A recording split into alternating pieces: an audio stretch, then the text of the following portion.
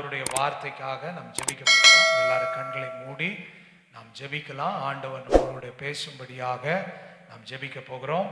திருமதி செல்வகுமாரி ஜோயல் அவர்கள் வந்து கடவுளுடைய வார்த்தைக்காக ஜெபிப்பார்கள். நம்ம எல்லாரும் கண்களை மூடி ஜெபிப்போம். எல்லாரும் ஜெபிப்போம். ஆண்டவரே, என்னோடு கூட பேசும் உடைய நல்ல வார்த்தை இந்த காலை நேரத்திலே வெளிப்படட்டும். ஆண்டவரே, மனிதன் அப்பத்தினால் மாத்திரம் அல்ல, தேவனுடைய வாயிலிருந்து புறப்படுகிற ஒவ்வொரு வார்த்தையினாலும் பிழைப்பான் என்று எழுதியிருக்கிறதே. நீர் பேசும் ஆண்டவரே, நீர் பேசும் ஐயா. உடைய வார்த்தை கேட்கக்கூடாதபடி தடை பண்ணுகிற எல்லா தடைகள் இயேசுவின் நாமத்தில் நிர்மூலமாகட்டும். உள்ளேயும் வெளியேயும் கர்த்தருடைய மகிமை நிரப்பட்டும். தகப்பனே, நீர் உடைய தாசனை கொண்டு பேசும் அப்பா. Jesus, hallelujah. பேசும் பேசும் ஜெபம் செய்யும் போது ஆண்டவா பெரிய மானதை இப்போ பேசும் செய்ய ஆயத்தம். ஆண்டவா பெரிய மானதை இப்போ பேசும் கேட்க ஆயத்தம். பேசும் பேசும் ஜெபம் செய்யும் போது ஆண்டவா பெரிய மானதை இப்போ பேசும் கேட்க ஆயத்தம். என்னோடு கூட சேர்ந்து ஆண்டவா பெரிய மானதை இப்போ பேசும் கேட்க ஆயத்தம். இன்னும் ஒரு முறை கூட ஆண்டவா பெரிய மானதை இப்போ பேசும் கேட்க ஆயத்தம். இப்போ பேசும் கேட்க ஆயத்தம். பரலோகத்தில் வாசமாயிருக்கிற பரிசுத்தமுள்ள பிதாவே, ஆசீர்வதிக்கப்பட்டதான இந்த குடும்ப ஐக்கிய கூடுகைக்காக நன்றியோடு ஸ்தோத்திரிக்கிறோம். ஆண்டவரே, வருடம் குடும்பமாய் நாங்கள் கடந்து வந்து ஆண்டவரே உம்மை ஆராதிக்க தொழுது கொள்ள, ஆண்டவரே உம்மை பாட, உடைய வார்த்தைகளை கேட்க எங்களுக்கு ஏற்படுத்தி கொடுத்திருக்கிற எல்லா தயவை எண்ணி உள்ளத்தின் ஆழத்திலிருந்து அடியான் நன்றி செலுத்துகிறேன். இப்பொழுதும் கூட உடைய வார்த்தைக்காக அடியான் செபிக்கிறேன். கர்த்தாவே, ஆண்டவரே, உம்முடைய வார்த்தையை உம்முடைய தாசன் மூலமா எங்கள் மத்தியிலே நீர் வெளிப்படுத்துவீராக. ஆண்டவரே, அவர் பேசுகிற ஒவ்வொரு வார்த்தையும் இங்க வந்திருக்கிற ஜனங்கள் ஒவ்வொருவரையும் தொடட்டும். கர்த்தாவே, பலிபிடத்திலிருந்து உம்முடைய வார்த்தை வெளிவருகிற பொழுதே ஆண்டவரே, ஒவ்வொரு இருதயங்கள் ஒவ்வொரு குடும்பங்களை ஆண்டவரே உம் பக்கம் திருப்புவீராக. ராஜா, ஆண்டவரே, யாரும் நான் வந்து வார்த்தையை பெற்றுக்கொள்ளாமல் இந்த இடத்தை விட்டு போனேன்னு சொல்லக்கூடாதையா. கர்த்தாவே, நம்முடைய வார்த்தை எங்கள் மத்தியிலே கடந்து வரட்டையா, கடந்து வரட்டையா, கடந்து வரட்டையா. எங்கள் ஒவ்வொருவரோடும் கூட பேசுங்கய்யா. நீர் பேசுகிற தேவன் என்று நாங்கள் அறிந்திருக்கிறோமே. நீர் பேசாத கல்லோ மரமோ அல்ல ஆண்டவரே, நீர் பேசுகிற தேவனப்பா. ஆண்டவரே, என்னென்ன சூழ்நிலையில் உங்களுடைய பிள்ளைகள் வந்திருக்கிறாங்கன்னு எங்களுக்கு தெரியாது, என்ன பாரத்தோடு வந்திருக்கிறாங்கன்னு தெரியாது. உங்களுடைய தாசன் மூலமாய் கர்த்தருடைய வார்த்தை இந்த ஆண்டவரே கால வேளையில நீர் திருவுளம் பற்ற நாங்கள் செபிக்கிறோம். கர்த்தாவே, ஆண்டவரே, செபிக்கிறோம். கர்த்தாவே, செபிக்கிறோம் ஆண்டவரே. அவர் அல்ல, அவருக்குள்ள இருக்கிற பரிசுத்த ஆவியானவர் நீர் எங்கள் மத்தியிலே கடந்து வரும்படியா நாங்கள் செபிக்கிறோம். கர்த்தாவே, ஊழியக்காரனை பலப்படுத்துங்கய்யா, ஊழியக்காரனை பலப்படுத்துங்கய்யா. ஒரு இடத்தை இந்த நாளிலே பயன்படுத்துங்கய்யா. நாங்கள் ஒவ்வொருவரும் பிரயோஜனம் பெற்றுக்கொண்டு செல்ல கர்த்தர் அனுக்கிரகம் செய்தவர்களை செபிக்கிறோம். ஆண்டவரே, நாங்கள் பாடினது போல நீங்க ஆண்டவரை பேசுங்க, நாங்க கேட்கிறோம். நீங்க பேசுங்க, நாங்க கேட்கிறோம். கேட்கிறவர்களாய் மாத்திரமல்ல, அதன்படி அப்படியே செய்கிறவர்களாய் ஆண்டவரே எங்களை மாற்றுங்க. எங்கள் செவிகளை இருதயங்களை விருத்த சேதனம் பண்ணுங்க. முழுவதுமாய் நீர் ஆண்டு கொள்ளுங்க. தாழ்த்துகிறேன், பெருமையாக்குறேன். இயேசுவின் நாமத்தில் செபிக்கிறேன் ஜீவனுள்ள நல்ல பிதாவே, ஆமென். கர்த்தருடைய பரிசுத்த நாமத்துக்கு மகிமையும் கனமும் துதியும் உண்டாகட்டும். இந்த அருமையான நேரத்திலே உங்களோடு இருப்பதற்காக நான் கர்த்தருக்கு நன்றி துதி ஸ்தோத்திரங்களை சொல்லி இந்த நாளிலே இப்படிப்பட்ட ஒரு அழைப்பை தந்து உங்களோடு ஆண்டவருடைய வார்த்தை பகிர்ந்து கொள்ள அனுமதித்த பாஸ்டர் அவர்களுக்கும் இயேசுவின் நாமத்திலே நன்றியை தெரிவித்துக் கொள்கிறேன். கர்த்தர் இந்த நாளும் நான் நேரத்தை எடுக்காமல் நேரடியாய் கர்த்தருடைய வார்த்தைக்கு கடந்து செல்ல நான் என்னை ஆண்டவரிடத்தில் ஒப்பு கொடுக்கிறேன். கிட்டத்தட்ட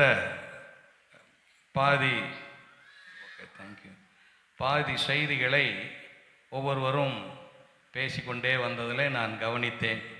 ஒவ்வொருவரும் ஒவ்வொரு விதமான வார்த்தைகளை சொல்லி இந்த நாட்களுக்குரிய செய்தியை அறிவித்ததை நான் சந்தோஷப்பட்டேன். கர்த்தர் நல்லவர். அல்லேலூயா, அல்லேலூயா. எபிரேயரின் நிருபம் 11ஆம் அதிகாரம் 7வது வசனத்தை வாசித்து நாம் தியானிக்கலாம். எபிரேயர்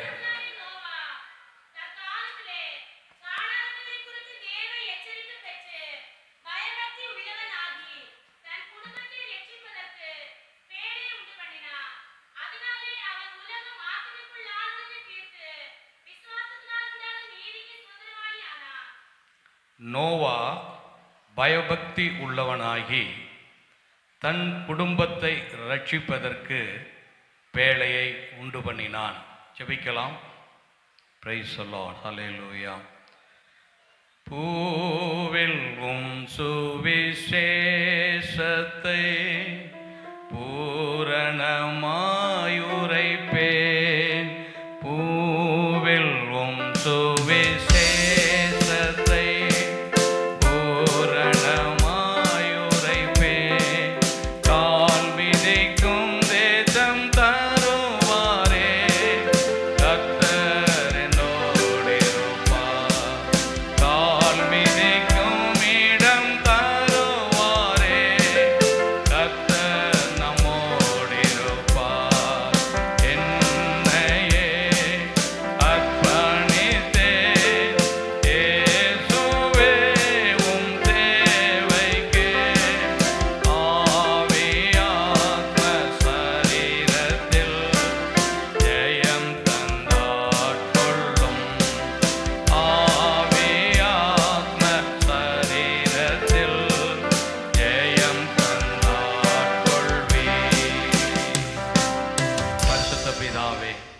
இயேசுவின் நாமத்தில் உம்முடைய கரத்திலே நீர் கொடுத்த உம்முடைய வார்த்தையை ஒப்பு கொடுக்கிறேன். அபிஷேகிப்பீராக, ஆசீர்வதிப்பீராக. இந்த வார்த்தையை கொண்டு எங்களோடு பேசுவீராக. தடைகள், டிஸ்டர்பன்ஸ் எல்லாம் இயேசுவின் நாமத்தில் நீங்கட்டும். பரிசுத்த ஆவியானவர் எங்கள் நடுவிலே விடுதலையோடு கிரியை நடப்பித்து இந்த நாளும் எங்கள் வாழ்க்கைக்கு ஆசீர்வாதமாய் இருக்க நீர் பேசும். ஆவியானவரே, நீர் பேசும். உம்முடைய கரத்திலே எங்களை ஒப்பு கொடுக்கிறோம்.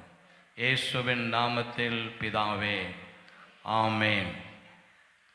நோவா தன் குடும்பத்தை காப்பதற்கு, ரட்சிப்பதற்கு பேழையை உண்டு பண்ணினான் என்று சொல்லப்பட்டது.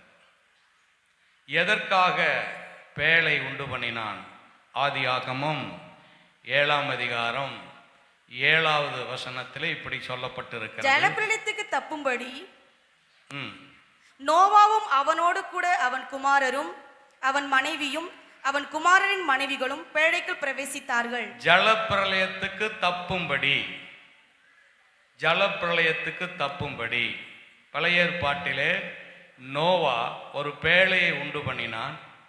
அந்த பேழை எதற்கென்றால் தேவ கோவாக்கினை அந்த நாட்களில் இருந்த மனிதர்கள் மீது வெளிப்படும் போது நோவாவும் அவன் குடும்பமும் காக்கப்படுவதற்கு கர்த்தர் ஒரு பேழையை உண்டு பண்ண செய்தார். அப்படி நோவா அந்த பேழைக்குள் பிரவேசித்தார்.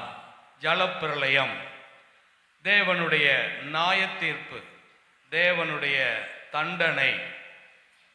இதை பழைய ஏற்பாட்டிலே நமக்கு ஒரு முன்னுதாரணமாக வைத்து புதிய ஏற்பாட்டிலே வருகிற பொழுது இப்படி சொல்லப்பட்டிருக்கிறது. நோவா பயபக்தி உள்ளவனாகி தன் குடும்பத்தை ரட்சிப்பதற்கு பேழை உண்டு பண்ணினான் என்று பவுல் சபைக்கு சொல்லுகிறார்.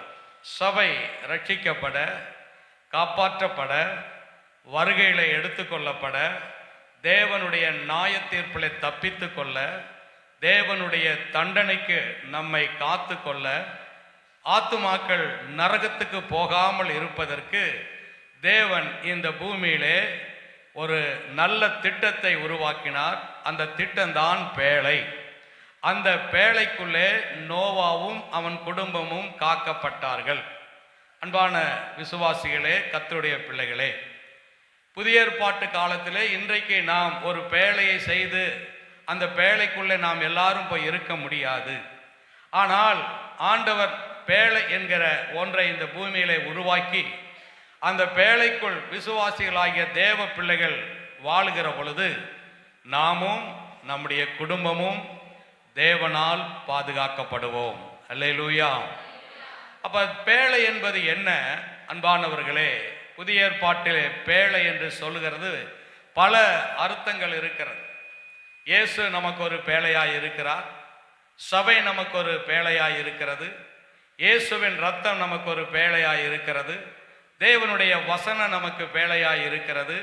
தேவனுடைய கிருபை நமக்கு பேழையாய் இருக்கிறது. தேவனுடைய அபிஷேகம் நமக்கு பேழையாய் இருக்கிறது. தேவனோடு உடன்படிக்கை பண்ணுகிற ஞான ஸ்நானமும் நமக்கு ஒரு பேழையாகவே இருக்கிறது. அல்லேலூயா. இந்த விதமான அனுபவங்களுக்குள்ளே இருக்கக்கூடிய தேவ பிள்ளைகள் நிச்சயமாக தேவனால் பாதுகாக்கப்படுவார்கள், ஆசீர்வதிக்கப்படுவார்கள்.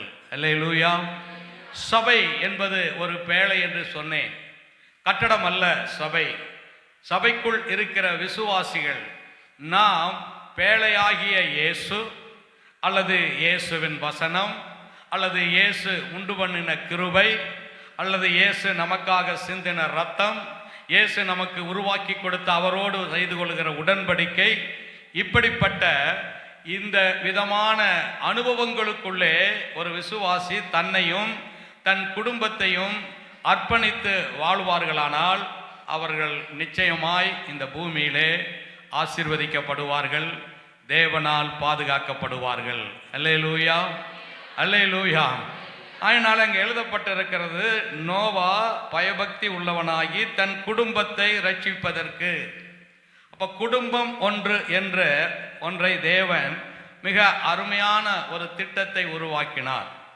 பூமியிலே உருவாக்கப்பட்ட எல்லாவற்றையும் பார்த்துவிட்டு நல்லது நல்லது என்று சொன்ன தேவன் ஆதாமை படைத்துவிட்டு அவன் தனிமையாய் இருப்பது நல்லதல்ல என்று சொல்லி அவனுக்கு ஏற்ற ஒரு துணையை உண்டாக்கி ஒரு குடும்பத்தை கர்த்தர் பூமியிலே அமைத்தார். அல்லேலூயா. இது தேவனுடைய திட்டம். குடும்பம் என்பது தேவனால் உருவாக்கப்படுகிற தேவனுடைய அனாதி தீர்மானம். அல்லேலூயா. அப்படி உருவாக்கப்பட்ட குடும்பம்தான் இந்த நோவாவினுடைய குடும்பம். இந்த குடும்பம் என்கிற வார்த்தைக்கு ஆங்கிலத்தில் மிக அருமையான ஒரு வார்த்தை உண்டு. அது ஃபேமிலி என்று சொல்லுவார்கள். ஃபேமிலி என்று சொல்லுவார்கள். தம்பி, இது இதில் போட முடியுமா? டிஸ்பிளேயில் போட முடியுமான்னு பாருங்க. ஃபேமிலி என்றால் குடும்பம். FAMILY. இந்த ஃபேமிலி என்று சொல்லுகிற ஆங்கில வார்த்தை மிக அருமையாக அமையப்பட்டிருக்கிறது. தமிழிலே குடும்பம் என்று இருக்கிறது. அதனுடைய அர்த்தம் என்ன? குடு இன்பம். என்னது? அப்ப குடும்பத்திலே என்ன இருக்கணும்? குடும்பத்தில் இருக்கிறவர்கள் இன்பத்தை கொடுக்க வேண்டும். புருஷனாய் இருக்கலாம், மனைவியாய் இருக்கலாம், பெற்றோராய் இருக்கலாம், பிள்ளைகளாய் இருக்கலாம். அதுதான் தேவனுடைய குடும்பம். அதுதான் தேவன் உண்டாக்கின குடும்பம். அப்ப குடும்பத்திலே என்ன இருக்கணும்? இன்பம் இருக்கணும். அதுக்கு பேர் தான் குடும்பம். கொடு இன்பம். கொடுக்கிற காரியம்தான் அந்த குடும்பம். ஆங்கிலத்தில் ஃபேமிலி என்கிற ஒரு வார்த்தை பயன்படுத்தப்பட்டிருக்கிறது. அது குடும்பத்தோடு இணைக்கப்பட்ட ஒரு வார்த்தை. ஃபேமிலி என்றால் குடும்பம். F என்று சொல்லுகிற வார்த்தைக்கு father, FATHER, father. And AND ஃபேமிலிக்கு அடுத்த வார்த்தை A. அதுக்கு அடுத்தபடி M என்று சொல்லப்பட்டிருக்கு. M என்கிற வார்த்தை மதர். அப்ப அப்பாவும் அம்மாவும். அதுக்கு அடுத்தபடியாக ஃபேமிலி என்கிற வார்த்தைக்கு எம்முக்கு அடுத்தபடியாக I வருகிறது. I என்றால் இன்ஃபன்ட். இன்ஃபன்ட்னா சில்ட்ரன், குழந்தைகள். இன்ஃபன்ட், ஃபேமிலி என்று சொல்லுகிற I. அடுத்தது ஐந்தாவதாக L வருகிறது. L என்றால் லவ், அன்பு. அன்பு நிறைந்த குடும்பம். கடைசியாக ஒய் வருகிறது. ஒய் என்பது ஆங்கிலத்தில் யோக் என்று சொல்வார்கள். யோக் என்றால் நுகம். இந்த நுகம் எதற்கு பயன்படுகிறது? இணைப்பதற்கு, கட்டுவதற்கு. அப்போ ஒரு குடும்பம் அப்பா அம்மா பிள்ளைகள் அன்பினால் இணைக்கப்படுகிற ஒரு இணைப்பு தான் தேவனால் உருவாக்கப்படுகிற ஃபேமிலி. அல்லேலூயா, அல்லேலூயா. இந்த ஃபேமிலி தான் தேவனுடைய பார்வையிலே விசேஷித்த ஆசீர்வாதத்தையும் விசேஷித்த நன்மையும் பெற்றுக்கொள்ள முடியும். இந்த ஃபேமிலி தான் கர்த்தர் உருவாக்கினார். இப்படித்தான் ஃபேமிலி இருக்க வேண்டும். அப்பா அம்மாவும் சேர்ந்து பிள்ளைகளோடு அன்பை பகிர்ந்து கொண்டு இணைக்கப்பட்டவர்கள். எப்படி ஒரு மாட்டு வண்டியிலே ஒரு மாட்டுக்கு நுகத்தை கழுத்தில் விட்டுட்டா அந்த மாடு அந்த வண்டியை விட்டுட்டு போக முடியாது. விவசாயத்தில் ஏர் உலகிறவர்களுடைய ஏர் கலப்பையிலே மாட்டை இணைத்து விட்டால் அந்த மாடு அந்த நுகத்துக்கு அடிமைப்பட்டு அது இழுத்து கொண்டு இருக்கிறது. அதுபோல ஒரு குடும்பம் அன்பினால் இணைக்கப்பட்ட ஒரு குடும்பமாய் இருக்க வேண்டும் என்பதுதான் தேவனுடைய தீர்மானமும் தேவனுடைய திட்டமுமாய் இருக்கிறது. அல்லேலூயா. கர்த்தருடைய பரிசுத்த நாமத்துக்கு மகிமை உண்டாகட்டும். ஆனால் இன்றைக்கு குடும்பங்களிலே இப்படிப்பட்ட ஒன்றை நாம் அதிகமாக எதிர்பார்க்க முடிகிறதில்லை. இன்றைக்கு குடும்பங்கள் எப்படி அமைக்கப்படுகிறது? ஆவிக்குரிய விதமான நிலைகள் அல்ல. அழகை பார்த்து, படிப்பை பார்த்து, பணத்தை பார்த்து, அந்தஸ்தை பார்த்து, ஏன் ஜாதியை பார்த்து இப்படி சில சமயங்களிலே அமைக்கப்படுகிறார்கள். ஆனால் அங்கே பல பிரச்சனைகள், தேவ சித்தம் நிறைவேறுகிறதில்லை. தேவன் எதிர்பார்க்கிற காரியங்கள் அங்கு நடக்கிறதில்லை. ஏதோ அவர்கள் மனம் போல ஒரு நிலையிலே வாழ்ந்து கொண்டு இருக்கிறார்கள். அன்பான கர்த்தருடைய பிள்ளைகளே, நாம் நம்முடைய குடும்பத்தை தேவனுடைய சித்தத்துக்கும் திட்டத்துக்கும் அவர் எந்த நோக்கத்துக்காக நமக்கு ஒரு குடும்பத்தை உண்டு பண்ணி கொடுத்தாரோ அதை நம்முடைய வாழ்க்கையில் இந்த பூமியில இருக்கிற நாட்களிலே நிறைவேறுவதற்கு நம்மை அர்ப்பணிக்க வேண்டும், ஒப்பு கொடுக்க வேண்டும். அதுவே தேவன் நம்மையும் நம்முடைய குடும்பத்தையும் ஆசீர்வதிப்பதற்கு ஏதுவாய் இருக்கும். அல்லேலூயா. இதை விளங்கிக் கொள்கிறதில்லை, புரிந்து கொள்கிறதில்லை. அநேக குடும்பங்களில் பிரச்சனை, சண்டைகள், சச்சரவு. ஏன்? தான் இணைக்கப்பட்ட, தான் ஒருவனோடு சேர்க்கப்பட்ட அந்த நோக்கத்தை மறந்து விடுகிறது. ஏதோ ஒரு அறியாத காரியத்தை சிந்தையிலே வைத்துக்கொண்டு புரியாத ஒன்றை உருவாக்க வேண்டும் என்று நம்முடைய இருதயத்தையும் சிந்தைகளையும் போட்டு குழப்பிக் கொள்ளுகிறதுனாலே குடும்பத்துக்குள்ளே பிரச்சனைகள், குடும்பத்துக்குள்ளே கஷ்டங்கள், நெருக்கங்கள். சபையே, விசுவாசிகளே, தேவன் அழகாக ஒரு குடும்பத்தை அமைத்து அதை ஆசீர்வாதமாய் இருக்க வேண்டும் என்று விரும்புகிறார். அதற்கு நம்மை அர்ப்பணிப்போமானால், ஒப்பு கொடுப்போமானால் நிச்சயமாக தேவன் விரும்புகிற குடும்பங்களை இந்த பூமியிலே நாம் கட்டி எழுப்ப முடியும். அல்லேலூயா, அல்லேலூயா. அப்படிப்பட்ட 5 விதமான ஒரு குடும்பத்தை நாம் உருவாக்குவதற்கு இந்த மத்தியானத்திலே தியானிக்க போகிறோம். உங்க மனதிலே எளிய முறையிலே பதித்து கொள்வதற்காக ஒரு தலைப்பை கொடுக்கிறேன். மனமகிழ்ச்சியின் குடும்பம், தேவனால் உண்டாக்கப்படுகிற மனமகிழ்ச்சியின் குடும்பம். தேவனால் மறக்கப்படாத குடும்பம், தேவனால் மறக்கப்படாத குடும்பம். மன வேண்டுதல் கேட்கப்படுகிற குடும்பம், மனதிலே இருக்கிற வேண்டுதல்களை கேட்கப்படுகிற குடும்பம். தேவனை மகிமைப்படுத்துகிற குடும்பம், மகிமைப்படுத்துகிற குடும்பம். மறுரூபமாக்கப்படுகிற அல்லது மகிமைக்கு பாத்திரமான குடும்பம். நான் மீண்டும் சொல்கிறேன், நீங்கள் எளிய முறையிலே இருதயத்திலே பதித்து கொள்ள, உங்க குடும்பம் எப்படி இருக்கணும்? கர்த்தருடைய பார்வையிலே மனமகிழ்ச்சியின் குடும்பமாய் இருக்கணும், தேவனால் மறக்கப்படாத குடும்பமாய் இருக்கணும், நம்முடைய மன வேண்டுதல் கேட்கப்படுகிற குடும்பமாய் இருக்கணும், நாம் மகிமைப்படுத்தப்படுகிற நம்முடைய குடும்பமாய், தேவனை மகிமைப்படுத்தப்படுகிற குடும்பமாய் இருக்கணும். தேவனுக்கு முன்பாக மறுரூபமாக்கப்படுகிற அல்லது மகிமைக்கு பாத்திரமான குடும்பமாய் நம்முடைய குடும்பங்கள் கட்டப்பட வேண்டும். அல்லேலூயா, அல்லேலூயா. நான் ஒவ்வொன்றை குறித்தும் மிக சுருக்கமான எனக்கு கொடுக்கப்பட்ட நேரத்திலேயே நான் முடித்து விடுவேன். அதனாலே நீங்கள் கவலைப்பட வேண்டாம். எனக்கு ஒரு நேரத்தை தந்திருக்கிறார்கள். அதை நான் அவ்வளவு சீக்கிரத்தில் முடித்து விடுவேன். அதனால் முதலாவதாக ஆதியாகமத்தின் புஸ்தகம் 24ஆம் அதிகாரம் 67ஆம் வசனத்தை வாசிக்கலாம். ஆதியாகமம் 24:67.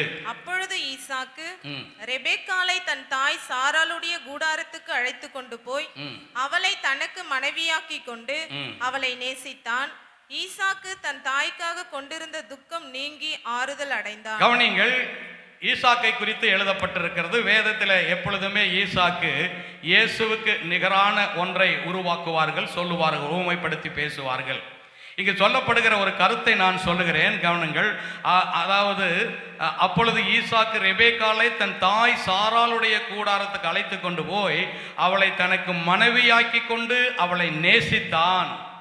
அதுக்கு பிற்பாடு சொல்லப்பட்டிருக்கிறது, தன் தாய்க்காக கொண்டிருந்த துக்கம் நீங்கி ஆறுதல் அடைந்தான். அவன் மனதில் இருந்த வேதனையை நீக்கி மனதிலே சந்தோஷத்தையும் ஆறுதலையும் மகிழ்ச்சியும் உண்டு பண்ணுகிற ஒரு குடும்பமாக இந்த ஈசாக்கு ஆரம்பிக்கிறார். சபையே, விசுவாசிகளே, கர்த்தர் நம்மை ஒரு குடும்பத்துக்குள் இணைக்கும் போது அந்த குடும்பம் என்ன செய்ய வேண்டும், நம்முடைய மன விருப்பங்களை நிறைவேற்ற வேண்டும் என்பதை காட்டிலும் தேவனுடைய விருப்பங்களை நிறைவேற்றுவதற்கு நாம் நம்மை அர்ப்பணிப்போமானால் நிச்சயமாக அது நன்மையும் ஆறுதலையும் ஆசீர்வாதத்தையும் கொடுக்கும். இந்த ஈசாக்கு என்ன செய்கிறார் அன்பானவர்களே, தன் மனைவியினிடத்திலே நேசத்தை வைத்து அந்த மனைவியோடு அவருக்கு ஒரு அன்பை பகிர்ந்து கொண்டு தன்னுடைய துக்கத்தை நீக்கிக் கொள்கிறார். ஒரு மனிதனுடைய இருதயத்தில் துக்கம் நீங்கினாலே, துயரம் நீங்கினாலே சந்தோஷம் தானாக ஆட்டோமேட்டிக்காக அவங்க வந்துடும். கவலை பாரம் நீங்கும் போது அங்கே என்ன வருகிறது, சந்தோஷமும் மகிழ்ச்சியும் வருகிறது. வேண்டுமானால் இன்னொரு வசனத்தை வாசிக்கலாம். 26ஆம் அதிகாரம் ஆதியாகமம் 8ஆம் வசனத்தை வாசிங்கள். 26:8.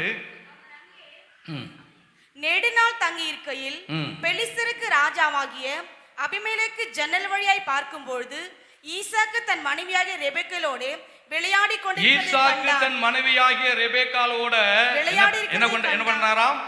விளையாடி கொண்டிருந்தாராம். சபையே, விசுவாசிகள், இந்த குடும்ப ஆராதனைக்கு வந்திருக்கிற அருமையான கணவனுக்கும் புருஷனுக்கும் பிள்ளைகளுக்கும் நான் சொல்லுகிறது என்னவென்றால், ஈசாக்கு என்ன செய்தாராம், தன் மனைவியோடு விளையாடி கொண்டிருந்தார் என்பதை புறத்தியான் ஒருவன் பார்க்கிறான். அருமையானவர்கள், அதை ஒவ்வொருத்தரும் ஒரு விதமாய் சொல்லுவார்களை சொல்லிட்டு நான் என்ன சொல்லுகிறேன் என்றால், யார் விளையாட முடியும்? மனதில் பாரமும் துக்கமும் கஷ்டமும் நிறைந்தவர்கள் விளையாட முடியாது. அவர்களுக்கு விளையாட்டு வராது. விளையாடுபவர்கள் எப்படி இருப்பார்கள்? அவர்கள் சந்தோஷமும் மகிழ்ச்சி நிறைந்து இருக்கிறவங்க தான் விளையாட்டுக்கு போவாங்க. எப்படியாவது நான் விளையாடுவேன், ஜெயிப்பேன் என்று அழுது கொண்டு கண்ணீர் வடித்து கொண்டு யாரும் விளையாட்டுக்கு போக மாட்டார்கள். அப்ப இந்த ஈசாக்கினுடைய குடும்பம் எப்படி மாறி இருக்கிறது? மகிழ்ச்சியும் சந்தோஷமும் ஆசீர்வாதமும் நிறைந்த ஒரு குடும்பமா இருந்ததினாலே இப்ப குடும்பத்துக்குள்ளேயே விளையாடுகிறார்கள். மனைவியும் புருஷனும் விளையாடுகிறார்கள். சபையே, விசுவாசிகளே, உங்களுடைய குடும்பம் இப்படிப்பட்ட ஒரு அனுபவத்துக்குள் இருக்கிறதா? அதை நாம் இன்றைக்கு யோசிக்க வேண்டும். உட்கார்ந்து பேசுறதையே தப்பா நினைக்கிறவர்கள், அப்படியெல்லாம் பேசக்கூடாது என்று வேற்றுமையும் வித்தியாசையும் பாகுபாட்டையும் பிரிவினையும் குடும்பத்துக்குள்ளே உருவாக்கி கொள்வோமானால் இந்த மகிழ்ச்சி இருக்காது, இந்த சந்தோஷம் இருக்காது. குடும்பத்தோடு உட்கார்ந்து மகிழ்கிற சந்தோஷப்படுகிற ஒரு குடும்பம் தான் மன மகிழ்ச்சியை கொடுக்க முடியும், சந்தோஷத்தை கொடுக்க முடியும். மற்றவர்களோடு விளையாடுவார்கள், மற்றவர்களோடு சிரித்து பேசுவாங்க, மற்றவர்களோடு நேரத்தை செலவழிப்பார்கள். தன் புருஷனோடும் தன் மனைவியோடும் தன் பிள்ளைகளோடும் நேரத்தை செலவிடுவது அது கடினமான ஒரு காரியமாய் பார்க்கிறார்கள். சபையே, விசுவாசிகளே, தேவனுடைய திட்டம் தம்முடைய ஜனங்களை ஆசீர்வதிக்க வேண்டும், இழந்து போன நன்மையை பெற வேண்டும்.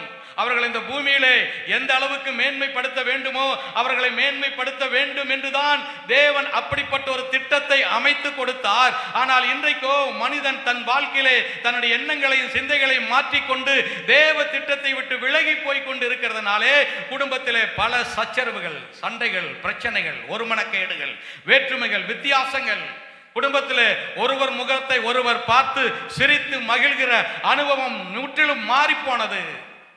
ஆனால் ஈசாக்கு நமக்கு ஒரு எடுத்துக்காட்டு, ஈசாக்கு நமக்கு ஒரு எடுத்துக்காட்டு, முன்னுதாரணம். என்ன அவரும் அவருடைய மனைவியும் மனம் விட்டு அவர்கள் ஒருவரோடு ஒருவர் ஐக்கியப்பட்டு விளையாடி மகிழ்ச்சியை தெரிவித்தார்கள். விசுவாசிகளே, கர்த்தருடைய பிள்ளைகளே, தேவன் இதைத்தான் விரும்புகிறார். நீங்கள் ஒரு ஆசீர்வதிக்கப்பட வேண்டுமானால் உங்கள் இருதயத்தில் இருக்கிற கருத்து வேறுபாடுகள், வேற்றுமை வித்தியாசங்களை நீக்கிவிட்டு கர்த்தரை சார்ந்து கொண்டு நீங்கள் தேவ பிரசன்னத்துக்குள்ள ஒப்பு கொடுப்பீர்களானால் கர்த்தர் இந்த மனம் மகிழ்ச்சியை, இந்த சந்தோஷத்தை, கணவனை மதிப்பதும் புருஷனை மதிப்பதும் மனைவியை மதிப்பதும் இப்படிப்பட்ட ஒரு நல்ல குணத்தை உங்களுக்குள் உருவாக்கி கொண்டால் நிச்சயமாய் மகிழ்ச்சி தானாய் உங்கள் வீட்டுக்குள் வரும். நிச்சயமாய் தேவ பிரசன்னம் உங்கள் வீட்டுக்குள்ள வரும். தேவன் உங்களை தெரிந்து கொண்ட உங்களுக்கு ஒரு குடும்பத்தை அமைத்த நோக்கம் அது நிறைவேறும். அதை தான் நாம் முயற்சிக்க வேண்டும், அதற்காய் பிரயாசப்பட வேண்டும். நீ என்ன இப்படி சொல்றது, நான் என்ன இப்படி சொல்றது என்று ஒன்றுக்கும் இன்று ஒன்று வாக்குவாதங்களையும் விதந்தாவாதங்களையும் பேசிக்கொண்டு உங்களுக்கு வேற வேலை கிடையாத என்று சொல்லி அலட்சியப்படுத்தி கொண்டு போவோமானால் தேவ திட்டத்தை இழந்து விடுவோம். மனமகிழ்ச்சி நல்ல ஔஷதம் என்று சொல்லப்படுகிறது. மனமகிழ்ச்சியினால் உங்கள் வேண்டுதல் கேட்கப்படும் என்று சொல்லப்படுகிறது. அருமையான கர்த்தருடைய பிள்ளைகளே, நீங்கள் மனமகிழ்ச்சியினாலே உங்கள் முகம் மலர்ச்சி ஆகும் என்று சொல்லப்படுகிறது. மனமகிழ்ச்சி முக மலர்ச்சியை தருமா? மனமகிழ்ச்சி நல்ல ஔஷதம். மனமகிழ்ச்சியினால் உங்கள் வேண்டுதல் கேட்கப்படும். சங்கீதம் 37:4 சொல்லுகிறது, வாசிக்க வேண்டாம். ஆயினால்தான் கர்த்தர் இந்த ஈசாக்கு அவனுடைய சூழ்நிலைகள் எல்லாம் எதிர்மறையாய் இருந்தாலும் அவர்கள் தேவனுக்கு முன்பாக மகிழ்கிற, மகிழ்ச்சி உண்டாக்குகிற ஒரு மகிமையான குடும்பமாய் இந்த பூமியிலே நமக்கு ஒரு எடுத்துக்காட்டாய் வாழ்ந்திருக்கிறார்கள். அல்லேலூயா. ரெபேக்காளுக்கு குழந்தை பிறக்கிற காலம் தாமதமானது. 20 ஆண்டு காலம் விவாகம் முடித்து குழந்தை இல்லை. வேதம் சொல்லுகிறது, ஈசாக்கு தன் மனைவிக்காக ஜெபித்தாராம். உடனே கர்த்தர் கேட்டு அவர்களுக்கு ஒரு நல்ல இரட்டை பிள்ளையை பெற்றெடுப்பதற்கு கர்த்தர் வாசலை திறந்தார். இதுதான் தேவன் தெரிந்து கொள்கிற விதம், தேவன் உண்டு பண்ணுகிற குடும்பம். இப்படி ஒருவருக்கொருவர் ஜெபித்து ஒருவர் மகிழ்ந்து சந்தோஷப்பட்டு ஒருவர் கருத்து வேறுபாடு இல்லாமல் மனம் திறந்து நாம் நம்முடைய காரியத்தை பகிர்ந்து கொள்வோமானால் தேவன் நம்முடைய வேண்டுதலை கேட்பார். 37:4 என்ன சொல்றது? மனமகிழ்ச்சியாயிரு, அப்பொழுது இதயத்தின் வேண்டுதல்கள் உனக்கு அருளை செய்யப்படும். சங்கீதம் 20 என்ன சொல்லப்பட்டிருக்கிறது? அருமையானவர்களே, சங்கீதம் 20 அப்படித்தான் இருக்கு. மன விருப்பத்தின்படி தந்தரளி. அடுத்து 5ஆம் வசனம் சொல்கிறது, உன் இருதயத்தின் வேண்டுதல் உனக்கு அருளை செய்யப்படும். ஆயினாலே குடும்ப ஆராதனைக்கு வந்திருக்கிற சகோதரனே, சகோதரியே, நீங்கள் கணவனாய் இருக்கலாம், மனைவியாய் இருக்கலாம். நீங்கள் உங்கள் குடும்பத்திலே சந்தோஷத்தையும் மகிழ்ச்சியும் கொடுக்கக்கூடிய ஒரு உறவை உங்களுக்குள் வைத்திருப்பீர்களானால் பாக்கியவான். இல்லாவிட்டால் இன்றைக்கு உங்களை அர்ப்பணிக்க வேண்டும், இன்றைக்கு உங்களை ஒப்புக் கொடுக்க வேண்டும். ஆண்டவரே, இந்த ஈசாக்கின் நிமித்தமாக அவர் எவ்வளவு மகிமையானதை அனுபவித்தார். இன்றைக்கு எங்களுக்குள்ள அப்படி இல்லையா? பிரிவினைகளும் வேற்றுமைகளும் இருக்கிறது. எங்களை ஒப்புக் கொடுக்கிறோம் என்று நீங்கள் அர்ப்பணிப்பீர்களானால் நிச்சயம் கர்த்தர் உங்க வீட்டிலே ஒரு குட்டி பரலோகமான மகிழ்ச்சியை கர்த்தர் கட்டளையிடுவார். அல்லேலூயா. இரண்டாவதாக யோபின் புஸ்தகம் 42ஆம் அதிகாரம் 9வது வசனம். யோபு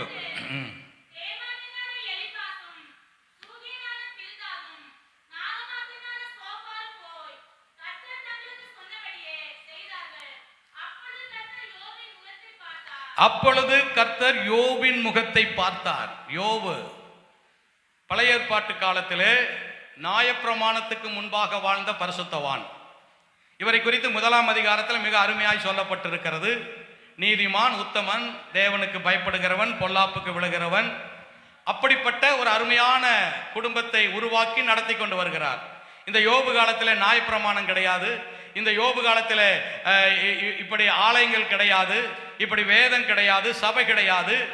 ஆபிரகாமுக்கு முன்பாகவே இந்த யோபு வாழ்ந்தார் என்று சொல்லுகிறார்கள். அப்படிப்பட்ட காலத்திலேயே, மனச்சாட்சியின் காலத்திலே இந்த யோபு அப்படி ஒரு சன்மார்க்க நீதி உள்ள ஒரு மனிதனாய் வாழ்ந்தார். அப்படி வாழ்ந்த இந்த பரிசுத்தவானுக்கு, நீதிமானுக்கு திடீரென்று தேவனிடத்திலிருந்து ஒரு விதமான காரியங்கள் நடக்கிறது உங்களுக்கு நன்றாக தெரியும். அங்கே ஒரு பெரிய இழப்பு, நஷ்டம், பயங்கரமான வேதனைக்குரிய பாதை. அவருடைய சொத்துக்கள் இழந்தார், அவருடைய பிள்ளைகளை இழந்தார், அவருடைய சரீர சுகத்தை இழந்தார்.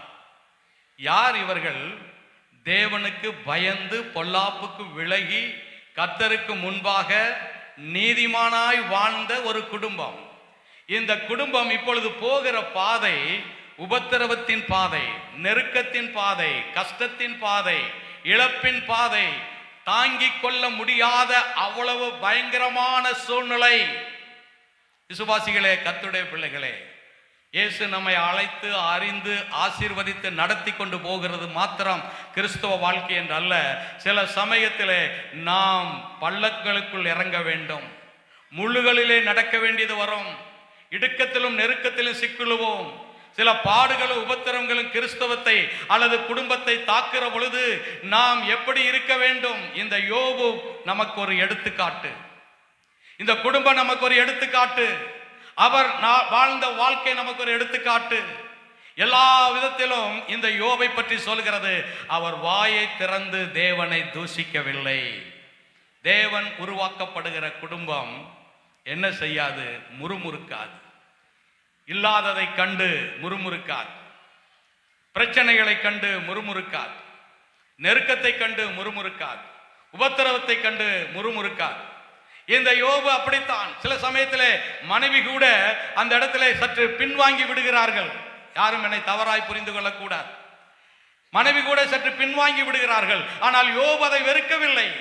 நோவா எப்படி தன் குடும்பத்தை காப்பதற்கு பேழையை கட்டினானோ அதுபோல இந்த யோபு தன் குடும்பத்தை காக்க வேண்டும் என்பதற்காக அவன் சரியான ஒரு பாதையிலே போகிறான். யோசித்திருக்கலாம், என்ன நடந்ததோ ஏது நடந்ததோ எல்லாமே போச்சு, இனிமேல் எனக்கு என்ன வாழ்க்கை என்று சொல்லி அவன் மனம் பதைதிரித்து வேறு விதமாய் நடந்திருக்கலாம், பேசியிருக்கலாம். ஆனால் ஒன்றையும் அவன் செய்யவில்லை. 41 அதிகாரத்தை நீங்கள் வீட்டில் போய் வாசியுங்கள். ஒவ்வொன்றும் ஒவ்வொன்றும் ஒவ்வொன்றும் அவருடைய இருதயத்தினுடைய வேதனை குமுறலை சொல்லுகிறதை நீங்கள் காண முடியும். 2ஆம் அதிகாரம் 8ஆம் வசனம் சொல்லுகிறது, அவர் சாம்பலிலே உட்கார்ந்தார் என்று சொல்லி. 16ஆம் அதிகாரம் 12ஆம் வசனம் சொல்லுகிறது, நான் சுகமாய் வாழ்ந்திருந்தேன், அவர் என் பிடரியை பிடித்து நறுக்கி தமக்கு லக்காக வைத்தார். இந்த யோபு சுகமாய் இருந்தார், ஆசீர்வாதமாய் இருந்தார். ஆனால் கர்த்தரோ அவருடைய பிடரியை பிடித்து நறுக்கி அவருக்கு லக்காக வைத்தார். 23:8 சொல்கிறது, முன்னும் பின்னும் போகிறேன், அவரை காண முடியவில்லை. 6:1 சொல்கிறது, என்னுடைய துக்கம் கடல் மணலை காட்டிலும் வேதனைக்குரியது என்று சொல்கிறார். 19:8 சொல்கிறது, என் பாதையை அவர் அடைத்து போட்டார், என் இருள் வெளிச்சம் இருளாய் மாறினது. எல்லா இடத்திலும் எதிர்மறை, எல்லா சூழ்நிலையிலும் விரோதமான, முற்றிலும் வித்தியாசமானவைகள், எல்லாம் தாறுமாறாய் நடக்கிறது. கிறிஸ்துவ வாழ்க்கை என்பது சில சமயங்களிலே முள்ளு மேலையும் வேதனைக்குரிய சூழ்நிலைகளும் நடக்கும் போது, சகோதரனே சகோதரியே, உன் குடும்பம் எப்படி இருக்கிறது? சில சமயத்தில் இப்படி பிரச்சனையை கண்டு புருஷன் மனைவி விட்டுட்டு போயிடுவான், மனைவி புருஷனை விட்டுட்டு போயிடுவான், ஏன் பிள்ளைகள் குடும்பத்தை விட்டுட்டு போயிடுவாங்க. எல்லாம் பல விதத்திலே மாறுபட்டு போய்விடும். அதற்காய் தேவன் குடும்பத்தை அமைக்கவில்லை. நீங்கள் உண்மையாய் இருந்தால் கர்த்தருக்கு முன்பாக கர்த்தரை உறுதியாய் பற்றி கொண்டு இருப்பீர்களானால் இந்த உலகத்திலே நீங்கள் எத்தனை உபத்திரவத்தை நீங்கள் சந்தித்தாலும் அவருடைய வாழ்க்கையை உயர்வை காண முடியுமே ஒழிய அவர்கள் ஒரு நாளும் கீழாக மாட்டார்கள். இதுதான் தேவனுடைய திட்டம். சிலர் அதை விட்டு விடுகிறார், சிலர் அதை அறிய முடியாமல் மாறுபட்டு போகிறார்கள். நான் இப்படி நடக்கும் என்று தெரியலையே, இப்படி நடக்கும் என்று புரியலையே, ஆனால் இனிமேல் நான் வாழ்ந்து என்ன பிரயோஜனம், இனி நான் இருந்து என்ன பிரயோஜனம் என்று முறுமுறுத்து குடும்பத்துக்கு விரோதமாக பேச ஆரம்பித்து விடுகிறார்கள். ஆனால் இந்த யோபோ தன் வாயை திறந்து ஒன்றையும் பேசவில்லை. அதனால தான் நான் கடைசி 42:9 வாசித்தேன். இந்த சூழ்நிலையிலே கர்த்தர் யோபை மறக்கவில்லை. தேவன் யோபின் குடும்பத்தை மறக்கவில்லை. சபையே, விசுவாசிகளே, 22ஆம் சங்கீதம் 24ஆம் வசனம் இப்படி சொல்கிறது, வாசிங்கள். சங்கீதம் 22:24 22 நல்லா கவனிங்கள். உபத்திரப்பட்டவனுடைய உபத்திரவத்தை அவர் அற்பமாய் எண்ணாமல் அருவருக்காமலும் தம்முடைய முகத்தை அவனுக்கு மறைக்காமலும் இருந்து தம்மை நோக்கி அவன் கூப்பிடுகையில் அவனை கேட்டருளினார். அல்லேலூயா. உபத்திரவப்பட்டவனுடைய உபத்திரவத்தை அற்பமா எண்ண மாட்டார். சபையே, விசுவாசியே, ஒரு சமயம் இன்றைக்கு உன்னுடைய குடும்பம் இப்படிப்பட்டதான ஒரு பாதையை நீங்கள் கடந்து கொண்டு இருப்பீர்களானால் நீங்கள் பயப்பட வேண்டியதில்லை, கலங்க வேண்டியதில்லை, அதைரியப்பட வேண்டியதில்லை. நிச்சயமாய் கர்த்தர் உங்கள் முகத்தை பார்ப்பார், உங்கள் குடும்பத்தை பார்ப்பார். நீங்கள் இருக்கிற நெருக்கத்திலிருந்து கர்த்தர் எடுத்து அந்த யோபின் குடும்பத்தை மீண்டும் கட்டி இரட்டிப்பாய் ஆசீர்வதித்து மீண்டும் அதே மனைவியோடு 10 குழந்தையை பெற்றெடுத்தார். அல்லேலூயா. தேவன் மறப்பதற்கு அநீதி உள்ளவர் அல்ல. தேவன் நம்மை வேதனைப்படுத்துகிறவர் அல்ல. தேவன் நம்மை கண்ணீர் வடிக்க வைக்கிறவர் அல்ல. தேவன் நம்முடைய வாழ்க்கையை மேன்மைப்படுத்துவதற்கு சில சமயத்திலே அவர் நடத்துகிற பாதை நாம புரியாமல் இருக்கலாம். ஆனால் உண்மையாய் இருந்தால், எந்த இடத்துல வெக்கப்பட்டாயோ, எந்த இடத்துல தலை குனிந்தாயோ, எந்த இடத்துல நஷ்டப்பட்டாயோ, அதே இடத்துல கர்த்தர் உன் தலையை நிமிர்ந்து நடக்க பண்ணுவார். அதே இடத்துல கர்த்தர் உனக்கு இரட்டிப்பான பங்கை கொடுக்க அவர் உண்மையுள்ளவர். அவர் ஒருபோதும் மாறாதவர். அவர் மறந்து விடுவதற்கு மனிதன் அல்ல. எத்தனை உபத்திரங்கள் வந்தாலும் பயப்படாதீர்கள். இயேசுவை உண்மையாய் குடும்பமாய் பின்பற்றுங்கள். இருவரும் இணைந்து ஜெபியுங்கள். இருவரும் இணைந்து இயேசுவை துதியுங்கள். நிச்சயமாய் ஒரு நாள் தேவன் உங்கள் முகத்தை பார்ப்பார். எல்லாம் ஆசீர்வாதமாய் மாறும். அல்லேலூயா. சென்னையிலே ஒரு பெரிய பாஸ்டர் இருந்தார். உங்களுக்கு சிலருக்கு தெரியலாம். பாஸ்டர் ஜி சுந்தரம், ஏசிய சபையினுடைய ஸ்தாபகர். அவர் அடிக்கடி சொல்லுவார், உபத்திரவத்தையும் பாடுகளையும் கண்டு சோர்ந்து, ஆண்டவரே இவைகளிலிருந்து என்னை விடுதலை ஆக்கும் என்று கேட்காதீர்கள். இந்த உபத்திரவத்தையும் பாடுகளையும் தாங்கிக் கொள்வதற்கும் பொறுத்து கொள்வதற்கு எனக்கு கிருபை தாரும் என்று கேட்க வேண்டுமாம். ஏனென்றால் ஒரு நாள் இந்த பாடுகளும் உபத்திரங்களுக்குமே பரலோகத்தின் தேவன் அவைகளை ஆசீர்வாதமாய் மாற்றி உங்கள் வீட்டிலே ஆசீர்வாதத்தை கொடுப்பார் என்று சொல்லுவார். உண்மைதான். யோசேப்பின் உபத்திரம் எங்கே கொண்டு போய் நிறுத்தினது? யோபினுடைய உபத்திரம் எங்கே கொண்டு போய் நிறுத்தினது? தாவீதினுடைய உபத்திரம் எங்கே கொண்டு போய் நிறுத்தினது? ஓ, தேவன் உயர்த்துகிறவர். அதனாலதான் சொல்லப்பட்ட குடும்பத்தை காப்பதற்கு பேழை உண்டு பண்ணினான். விசுவாசிகளே, குடும்ப தலைவர்களே, குடும்ப தலைவிகளே, நீங்கள் ஒரு நல்ல குடும்பத்தை கட்டும்போது இப்படிப்பட்ட பாடுகளும் உபத்திரங்களும் உங்களுக்குள் வருமானால் நீங்கள் உறுதியாய் நில்லுங்கள், உண்மையாய் நில்லுங்கள். தேவன் உங்களை இரட்டிப்பாய் ஆசீர்வதிப்பார். தேவன் உங்கள் முகத்தை பார்ப்பார். நீங்கள் வெட்கப்பட மாட்டீர்கள். தேவன் உங்கள் முகத்தை பிரகாசிக்க பண்ணுவார். அல்லேலூயா. தேவனால் மறக்கப்படாத குடும்பமாய் கர்த்தர் உங்களை வைத்திருப்பார். மூன்றாவதாக லூக்கா சுவிசேஷம் 1 அதிகாரம் 13 வசனத்தை வாசிக்கலாம். லூக்கா 1:13. தூதனவனை நோக்கி, சகரியாவே பயப்படாதே, உன் வேண்டுதல் கேட்கப்பட்டது. உன் மனைவியாக எலிசபெத்து உனக்கு ஒரு குமாரனை பெறுவாள். அவனுக்கு யோவான் என்று பெயரிடுவாயாக. தூதன் அவனை நோக்கி, சகரியாவே பயப்படாதே, உன் வேண்டுதல் கேட்கப்பட்டது. உன் வேண்டுதல் கேட்கப்பட்டது. சகரியா எலிசபெத்து குடும்பம். இந்த சகரியா எலிசபெத்து குடும்பம் 6ஆம் வசனம் சொல்லுகிறது, அவர்கள் 2 பேரும் வயதாகி விட்டார்கள். அவர்களுக்கு இப்பொழுது குழந்தை இல்லை. குறைவான ஒரு நிலைமை, குறைவுள்ள வாழ்க்கை, தேவையுள்ள வாழ்க்கை. அவர்கள் ஆரம்ப நாட்களில் அதிகமாக ஜெபித்தார்கள். ஆரம்ப நாட்களில் அதிகமாக வாஞ்சித்திருக்கிறார்கள். ஆனாலும் அது ஏற்ற வேளையிலே அவர்களுக்கு அது கைகூடி வரல, கிடைக்கல. இப்பொழுது வசனம் சொல்லுகிறது, வேதம் சொல்லுகிறது, அவர்கள் 2 பேரும் வயதாகி விட்டார்கள். வயதாகி விட்டாலும் அவர்கள் எப்படிப்பட்டவர்கள்? 5ஆம் வசனத்தை வாசிங்கள். அதற்கு அடுத்த வசனம், அவர்கள் இருவரும் கர்த்தரிட்ட சகல கற்பனைகளின்படியேயும், கர்த்தர் இட்ட சகல கட்டளைகளின்படியும், நியமங்களின்படியும் குற்றமற்றவர்களாய் நடந்து தேவனுக்கு முன்பாக நீதியுள்ளவர்களாய் இருந்தார்கள். அல்லேலூயா, அல்லேலூயா. குடும்பமாக வந்திருக்கிற சகோதரனே, சகோதரியே, இந்த வார்த்தை உங்களுடைய செவிகளிலே கேட்கிறதா? அவர்கள் இருவரும் கர்த்தருக்கு முன்பாக கர்த்தர் இட்ட கட்டளையின்படி, கற்பனையின்படி எப்படி நீதி உள்ளவர்களாய் குற்றமற்றவர்களாய் இருந்தார்கள். குறையில்லாத வாழ்ந்தார்கள். தேவனுடைய பார்வையிலே அவர்கள் வாழ வேண்டிய விதமாய் வாழ்கிறார்கள். தேவன் ஒரு நாளும் அவர்கள் வாழ்க்கையை குறை கண்டுபிடிக்க முடியவில்லை. ஏனென்றால் பரிசுத்த ஆவியானவர் வேதத்தை எழுதுகிற பொழுது அவ்வளவு தெளிவாய் அவர்கள் குற்றமற்றவர்களாய் வாழ்ந்தார்கள். ஒரு குடும்பம் தேவனால் பயன்படுத்தப்படுவதற்கு, தேவனால் ஆசீர்வதிக்கப்படுவதற்கு, தேவனால் உயர்த்தப்படுவதற்கு ஏதோ ரோட்ல போகிற ஒருவரை எடுத்து தேவன் அப்படி செய்கிறதில்லை. தேவன் யாரை செய்கிறார்? யாரெல்லாம் கர்த்தருடைய வேதத்துக்கும் அவருடைய சத்தியத்துக்கும் அவருடைய வார்த்தைக்கும் கீழ்ப்படிந்து பயத்தோடும் பக்தியோடும் உண்மையோடு உத்தமத்தோடும் வாழ்கிறார்களோ அந்த குடும்பத்தை கர்த்தர் நிச்சயமாய் நினைத்திருக்கிறார், உயர்த்துவார். அல்லேலூயா, அல்லேலூயா. அதற்குத்தான் அன்பானவர்களே வேதத்தை நம்ம கையில கொடுத்திருக்கிறார். இவர்கள் வயதாகி விட்டது, இவர்களுக்கு தேவை இருக்கிறது. சில இடங்களிலே, சில குடும்பங்களிலே எவ்வளவோ ஜெபிக்கிறோம், எவ்வளவோ எதிர்பார்க்கிறோம், சில ஜெபங்கள் கேட்கப்படவில்லை, சில சில சில சில காரியங்களுக்கு பதில் இல்லை, சில குறைகள் தீரவில்லை, எதிர்பார்க்கிறத கைகூடி வரவில்லை. ஆயினாலே நாம் எல்லாவற்றையும் நிறுத்திவிட்டு பழைய நிலைக்கு போய்விடுகிறது அல்ல. என்ன ஜெபிச்சு ஜெபிச்சு என்ன பிரயோஜனம்? வேதத்தை வாசித்து என்ன பிரயோஜனம்? சபைக்கு போய் என்ன பிரயோஜனம்? காணிக்கை கொடுத்து என்ன பிரயோஜனம்? இருந்த நிலையே தான் இருக்கிறது, ஒரு மாற்றமும் இல்லையே என்று சொல்லி தங்களுடைய எண்ணங்களையும் சிந்தைகளையும் மாற்றிக்கொள்கிறார்கள். தேவனுடைய கிரியை நிறுத்தி விடுகிறார்.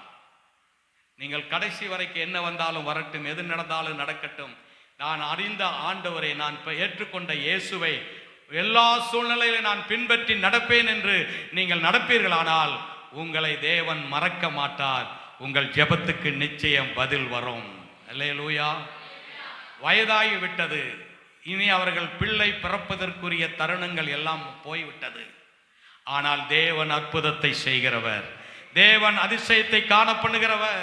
இன்றைக்கும் அவர் மாறாதவர், இல்லாததை இருக்கிறவர் என்று அழைக்கிறவர், ஒருவராய் பெரிய காரியங்களை செய்கிறவர். தேவனுடைய காரியத்தை மனிதனுடைய மண்டை அறிவிலை விளங்கிக் கொள்ள முடியாது.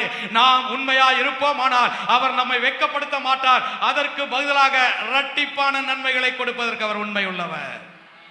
இருவரும் வயதானால் என்ன, தேவன் அற்புதத்தை செய்து அவர்களுக்கு ஒரு குழந்தை பாக்கியத்தை உண்டு பண்ணி, எலிசபெத் சொல்லுகிறார், ஸ்திரீகளுக்குள் இருந்த நிந்தையை கர்த்தர் என்னை நீக்கினார். அல்லேலூயா, அல்லேலூயா. சபையே, விசுவாசிகளே, நீங்களும் நானும் ஆராதிக்கிற நம்முடைய தேவன் எது செத்து போனவர் அல்ல. அவர் நம்முடைய ஒவ்வொரு காரியத்தையும் ஒவ்வொரு அணுவையும் அவர் ஒவ்வொரு நாளும் பார்த்து கொண்டு இருக்கிறார். உங்களுடைய உத்தமத்தையும் உண்மையும் அவர் ஒரு நாளும் மறப்பதில்லை. நிச்சயமாய் உங்களுடைய ஜெபத்துக்கு பதில் வரும். காலம் தாமதிக்கலாம், ஆனாலும் தேவன் மறக்க மாட்டார். ஏற்ற வேளையிலே இன்னது தேவை என்று உங்கள் பிதா அறிந்திருக்கிறார். உங்கள் பெற்றோருக்கு தெரியாது, உங்கள் புருஷனுக்கு தெரியாது, உங்களுடைய மனைவிக்கு தெரியாது. ஆனால் இன்னது தேவை என்று உங்களை அழைத்த தேவனுக்கு தெரியும். நீங்கள் கர்த்தருடைய வழிகளிலே நடந்தால், தேவன் வைத்திருக்கிற பாதைகளிலே நீங்கள் நடப்பீர்களானால், சபையே, விசுவாசிகளே, கர்த்தர் ஒரு நாளும் உங்களை கைவிட மாட்டார். அவர் அதற்குரிய பதிலை கொடுத்து காரியங்கள் எல்லாம் வாய்க்க பண்ணுகிறவர். சங்கீதம் 20:4-5 இப்படித்தான் சொல்லுகிறது. அவர் உமது மன விருப்பத்தின்படி தந்தருளி, 5 கடைசி சொல்லுகிறது, உன் இருதயத்தினுடைய வேண்டுதல்களை அருளை செய்வார். ஜெபத்தை கேட்பார், பதில் வரும். ஒரு நாளும் உங்களை குறையோடு வாழ விடமாட்டார். ஒரு நாளும் உங்கள் தேவையை கண்டும் காணாமல் போக மாட்டார். நீங்கள் எதிர்பார்த்திருக்கிற காரியத்தை கொடுப்பதற்கு அவர் உண்மை உள்ளவர். எப்பொழுது நாம் அவருடைய வழிகளிலே நடக்கும் போது அவர் ஒரு நாளும் நம்மை கைவிட மாட்டார். எலிசபெத், சகரியா நமக்கு ஒரு எடுத்துக்காட்டு. குற்றமற்ற ஒரு வாழ்க்கை. இன்றைக்கு அநேக குடும்பங்களில் அது இருக்கிறது இல்லை. எத்தனையோ விதங்களிலே தவறுகிறோம், எத்தனையோ விதங்களிலே வேதத்துக்கு மாறாக வாழுகிறோம்.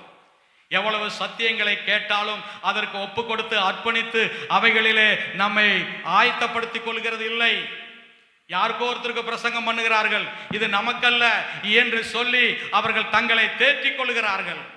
கர்த்தருடைய வார்த்தைக்கு கீழ்ப்படுகிற இருதயத்தை விட்டுவிட்டு அதற்கு நேர்மாறாக பேசுகிறார்கள், ஏற்றுக்கொள்கிறார்கள். காரியங்கள் நடக்கிறதில்லை. தேவன் பட்சவாதம் உள்ளவர் அல்ல. தேவன் ஒவ்வொருவருக்கு ஒவ்வொரு விதமானவர் அல்ல. அவர் எதை சொன்னாரோ அதை அப்படியே நிறைவேற்ற உண்மை உள்ளவர். அவர் ஒரு நாளும் ஒருபோதும் வேற்றுமை பார்க்கிறவர் அல்ல.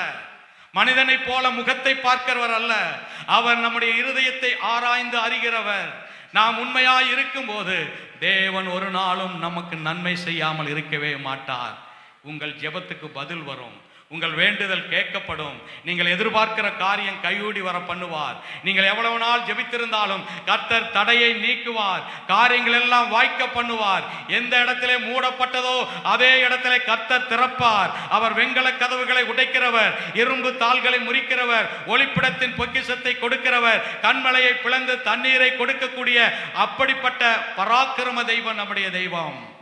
அவரால் முடியாதது ஒன்றுமில்லை. நாம் விசுவாசத்தோடு ஆண்டவருடைய வார்த்தையின்படி நடப்போமானால் நீங்கள் பாக்கியவான்கள். கர்த்தருடைய வேதத்தின்படி நடக்கிற உத்தம மார்க்கத்தார் பாக்கியவான்கள் என்று சொல்லப்பட்டிருக்கிறது. உங்கள் குறைவெல்லாம் நிறைவாகும். இயேசுவை குறித்து ஒரு வார்த்தை சொல்கிறது, நிறைவானது வரும்போது குறைவானது ஒளிந்து போகும்.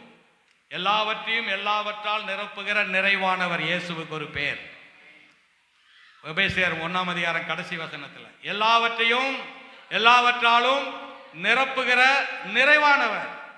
அப்போ உங்களுடைய என்னென்ன குறைகள் இருக்கிறதோ, தேவைகள் இருக்கிறதோ, அவர் இயேசு உங்ககிட்ட வரும்போது அல்லது நீங்க இயேசு கிட்ட போகும்போது அவை எல்லாவற்றையும் நிரப்புகிறவர். அல்லேலூயா. குறையை நிறைவாக்குகிறவர்.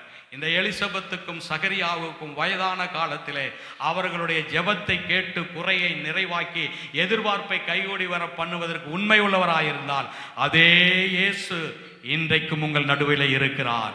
உங்கள் குறைவும் நிறைவாக மாறும்.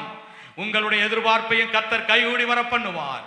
இதுதான் தேவன் உருவாக்குகிற, தேவ பார்வையிலே உண்டாகிற குடும்பம், தேவனால் உருவாக்கப்படுகிற குடும்பம். யாரு? கர்த்தருடைய வேதத்தின்படி நடக்கிற குற்றமற்ற வாழ்க்கை வாழுகிற குடும்பத்தை கர்த்தர் நிச்சயமாய் குறைவுகளை நீக்கி நிறைவாக்குவார். அல்லேலூயா. 4ஆவதாக அப்போஸ்தலர் 18ஆம் அதிகாரம் 26ஆம் வசனம்.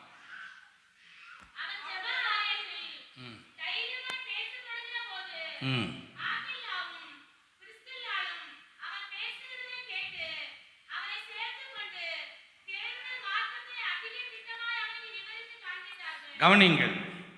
ஆக்கில்லா பிரிஸ்கில்லா தேவ திட்டத்திலே உருவாக்கப்பட்ட குடும்பங்கள். வேதத்திலே இன்னும் அநேக குடும்பங்கள் இருக்கிறது.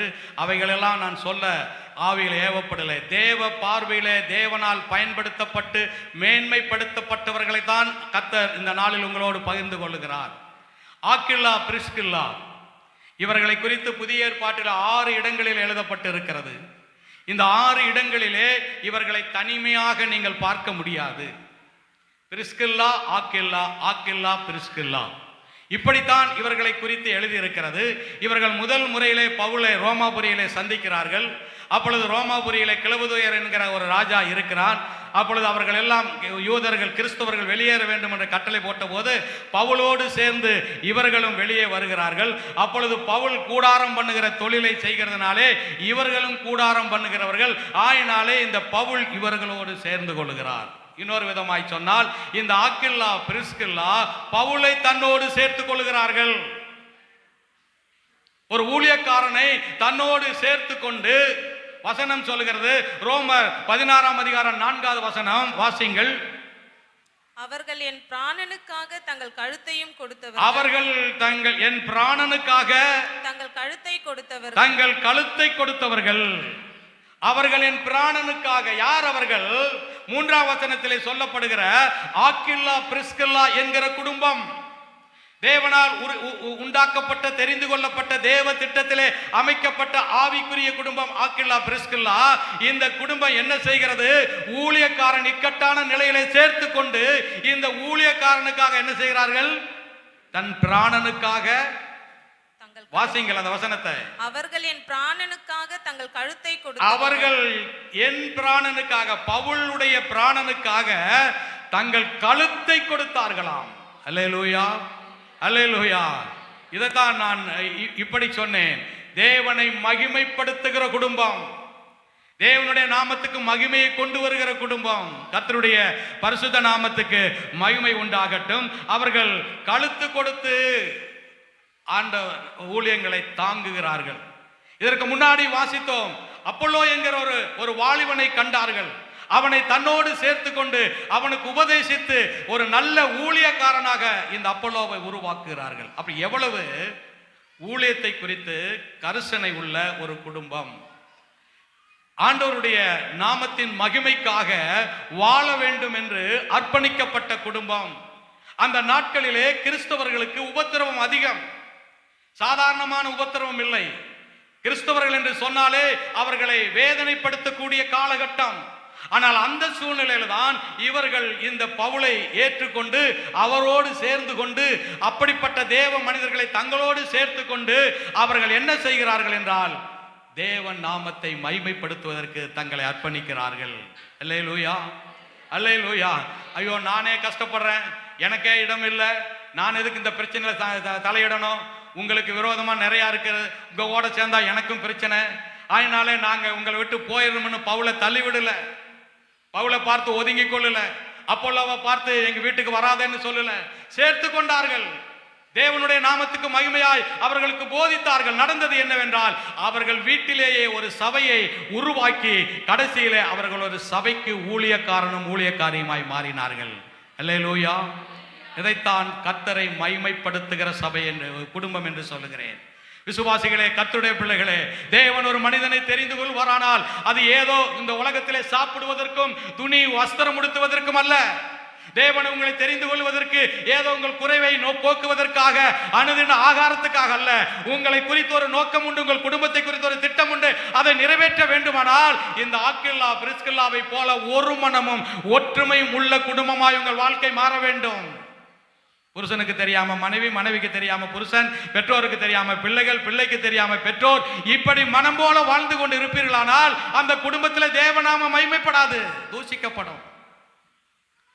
சிஸ்டர் பிரதர் எங்க போயிட்டாரு தெரியாதையா, அவர் எப்போ வருவார்னு தெரியாது. பிரதர் சிஸ்டர் எங்க, அது எங்காவது போயிருக்கும். அப்பா தம்பி எங்க அப்பா அம்மா எங்க, அவங்க எங்கன்னு தெரியாது. பிரதர் எங்க, பிள்ளைகளுக்கான அது எங்காவது சுத்திட்டு வருங்க. இது ஒரு ஆவிக்குரிய குடும்பமா? இது ஒரு விசுவாச குடும்பமா? தேவனுக்கு மகிமைக்கான குடும்பமா? யார் யார் எங்கெங்கே எங்கே போகிறார்கள் என்று ஒருவரோடு ஒருவர் ஐக்கியப்பட்டு அந்தந்த குடும்பத்தில் இப்படிப்பட்ட வெட்ட வெளிச்சமாய் திறந்த இருதயத்தோடு யாரெல்லாம் வாழுகிறார்களோ அவர்கள் தேவனால் நிச்சயம் உயர்த்தப்படுவார்கள், பயன்படுத்தப்படுவார்கள். அவர்கள் வாழ்க்கை அற்பமாய் இருக்கலாம், ஆரம்பம், முடிவு சம்பூரணத்தில் இருக்கும். ஆரம்பம் அற்பமாய் இருக்கலாம், கர்த்தர் அவர்களை முடிவிலே சம்பூரணத்தில் நடத்துவார். யார் இவர்கள்? ஒரு மனமும் ஒற்றுமையும் அன்பும் நிறைந்தவர்கள். அவர்கள் பிரிவினை கிடையாது, வேற்றுமை கிடையாது. எங்கே போகிறோம் நன்றாக தெரியணும். புருஷன் வீட்டை விட்டு போனா மனைவிக்கு தெரியணும், மனைவி போனா புருஷனுக்கு தெரியணும். இன்றைக்கு சொல்லிட்டு போறீங்களா குட்டன்னு சொல்லிட்டு போகணுமா? கேள்வி. நீ அவ்வளவு பெரிய ஆளா, நான் எங்க போனா உனக்கு என்ன என்ற வாக்குவாதத்தை சத்துரு உள்ளே புகுத்துகிறதுனாலே தேவனுடைய திட்டம் நிறுத்தப்படுகிறது. விசுவாசிகளே, தேவன் திட்டத்தை நிறைவேற்ற வேண்டுமானால் எல்லா சூழ்நிலைகளும் உங்களுடைய கரத்திலே கொடுக்கப்பட்ட அனைத்துகளிலும் திறந்த மனதோடு வாழ்க்கையிலே வாழ கற்றுக்கொள்ளுங்கள், பேச கற்றுக்கொள்ளுங்கள். ஒளிவு மறைவோடு ஒரு காரியத்தை செய்யாதீர்கள், பேசாதீர்கள், நடக்காதீர்கள். ஒளிவு மறைவு பிசாசுக்குரியது. மனைவிக்கு தெரியாமல் இதை செய்ய வேண்டும், புருஷனுக்கு தெரியாமல் இதை செய்ய வேண்டும், பிள்ளைகளுக்கு தெரியாமல் இதை செய்ய வேண்டும் என்று மாமிசத்தில் நடப்போமானால் அந்த சூழ்நிலை உங்களுக்கு கை கொடுக்கலாம். அடுத்த நாளிலே அது உங்களை வெட்கத்துக்குள்ளே கொண்டு போகும், வேதனைக்குள்ளே கொண்டு போகும். தேவன் விரும்புகிற குடும்பம் என்ன? சபையே, ஆக்கில்லா பிரிஸ்கில்லா திட்டத்தின் குடும்பம். அவர்கள் ஒவ்வொரு இடத்திலும் தேவனுடைய நாமத்தை மகிமைப்படுத்தினார்கள், தேவனுடைய நாமத்தை உயர்த்தினார்கள். அவர்களை தேவன் உயர்த்தினார். அவர்கள் ஆரம்பம் ஒரு விசுவாசி, ஆரம்பம் ஒரு சாதாரண குடும்பம், ஆனால் முடிக்கும் போது ஒரு ஊழியக்காரன். அந்த வீடு ஒரு சபையாய் மாறினது. உங்கள் வீடு ஒரு குட்டி சபையாய் இருக்க வேண்டும். உங்கள் வீடு ஒரு குட்டி தேவனை ஆராதிக்கிற ஆராதனை ஸ்தலமாய் இருக்க வேண்டும். அதைத்தான் இந்த ஆக்கில்லா பிரிஸ்கில்லா கற்றுக் கொடுக்கிறார். இன்றைக்கு நாம் செய்கிறோமா? வீட்டில் ஜெபம் இருக்கிறதா, துதி இருக்கிறதா, பாடல் இருக்கிறதா, ஸ்தோத்திரம் இருக்கிறதா, தனி ஜெபம் இருக்கிறதா, குடும்ப ஜெபம் இருக்கிறதா? எல்லாம் ஒரு கேள்வி கேட்டு நீங்கள் மார்க் போட்டுக் கொள்ளுங்கள், என்ன நடக்கிறது என்று பார்ப்போம். பாஸ் மார்க் வருகிறதா, பெயில் மார்க் வருகிறதா என்று. தேவன் அதற்காக அழைக்கவில்லை. கிறிஸ்தவ குடும்பம், விசுவாச குடும்பம், பாடி துதித்து ஸ்தோத்தரித்து குடும்பமாய் உட்கார்ந்து வேதத்தை வாசித்து ஆண்டவர் நாமத்தை உயர்த்துவதுதான் தேவன் தெரிந்து கொண்ட குடும்பம். அல்லேலூயா, அல்லேலூயா. நானும் என்னுடைய மனைவி வந்திருக்கிறார்கள். எனக்கு 2 பிள்ளைகள். நாங்கள் சென்னையிலே இருக்கிற பொழுது குடும்பமாக 2 முறை வேதத்தை வாசித்து முடித்திருக்கிறோம். எங்கள் குடும்ப ஜெபத்தில் காலையில் எழுந்திருப்போம், பாடுவோம், ஆளுக்கு ஒரு அதிகாரத்தை பிரித்து வாசிப்போம். அப்படி பல ஆண்டுகள். இப்பொழுது பிள்ளைகள் கல்யாணம் முடித்ததினாலே அவரவர்கள் தனித்தனியாக இருக்கிறார்கள். இன்றைக்கும் நாங்கள் ஜெபிக்கிறோம். சபையை விசுவாசிகளை கரத்தை பிடித்து ஜெபிக்கிறோம். இன்றைக்கும் காலையிலே நாங்கள் கரத்தை பிடித்து ஜெபித்திருக்கிறோம். இன்றைக்கு உங்கள் மனைவிக்கும் புருஷனுக்கு அந்த ஐக்கியம் இருக்குதா? நீங்கள் பாக்கியவான். கல்யாணம் முடிச்ச அன்னைக்கு மாத்திரம் ஐ லவ் யூ என்று சொல்லி கரத்தை பிடிப்பது அல்ல, அது மாம்சம். ஆனால் இன்றைக்கு நீங்கள் அதை செய்வீர்களானால் ஆக்கில்லா பிரிஸ்கில்லா குடும்பம், கர்த்தர் உங்களை பிரிக்க மாட்டார். எங்கிருந்தாலும் 5-6 இடத்துல இருக்கிறது, 6 இடத்திலும் அவர்கள் பேர் இருக்கிறதே. ஏன்? அவர்களுடைய ஐக்கியம். எடுத்துக்காட்டு, தேவன் திட்டத்தின் படி அமைக்கப்பட்டதுதான் தேவனுடைய குடும்பம். அதில் ஆக்கில்லா பிரிஸ்கில்லா கற்றுக் கொடுக்கிறது என்ன? உண்மையும் ஒரு மனமும் குடும்பத்திலே அன்பு ஐக்கியமும் உண்டாகுமானால் நீங்களும் உங்கள் ஆரம்பம் எப்படி இருந்தாலும், நீங்கள் படிச்சிருக்கலாம், படிக்காமல் இருக்கலாம், நீங்கள் சம்பாதிக்கலாம், சம்பாதனை இல்லாமல் இருக்கலாம், சொத்து இருக்கலாம், சொத்து இல்லாமல் இருக்கலாம். தேவன் அதை பார்க்கிறவர் அல்ல, தேவன் அவருடைய திட்டத்தை நிறைவேற்றுகிறவர். அல்லேலூயா. சென்னையிலே ஒரு ஊழியக்காரி இருந்தாங்க, மறிச்சிட்டாங்க. உங்களுக்கெல்லாம் தெரியும். யாகம்மா என்கிற ஒரு அம்மா.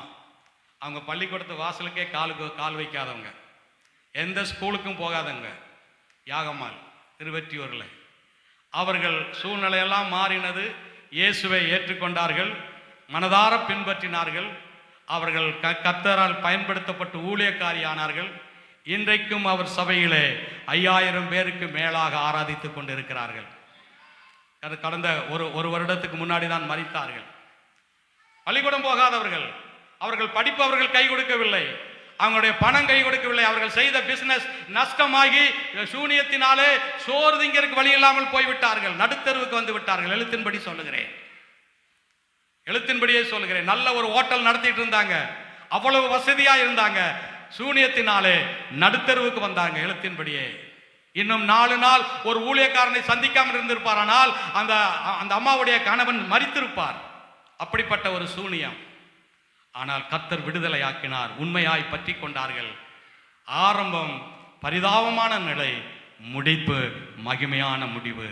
சபையே, விசுவாசியே, கர்த்தருடைய பிள்ளையே, உங்கள் குடும்பத்தை கர்த்தர் இப்படி ஒரு மகிமையான முடிவுக்குள்ள நடத்த வேண்டுமானால் ஆக்கில்லா பிரிஸ்கில்லாவை போல கர்த்தருக்காக அர்ப்பணியுங்கள், ஒப்பு கொடுங்கள். திறந்த மனதோடு, இருதயத்திலே திறந்த சிந்தையோடு குடும்பத்திலே வாழுங்கள். கர்த்தர் உங்களை ஆசீர்வதிப்பார். கடைசியாக அப்போஸ்தலர் 10ஆம் அதிகாரம் 2ஆம் வசனம்.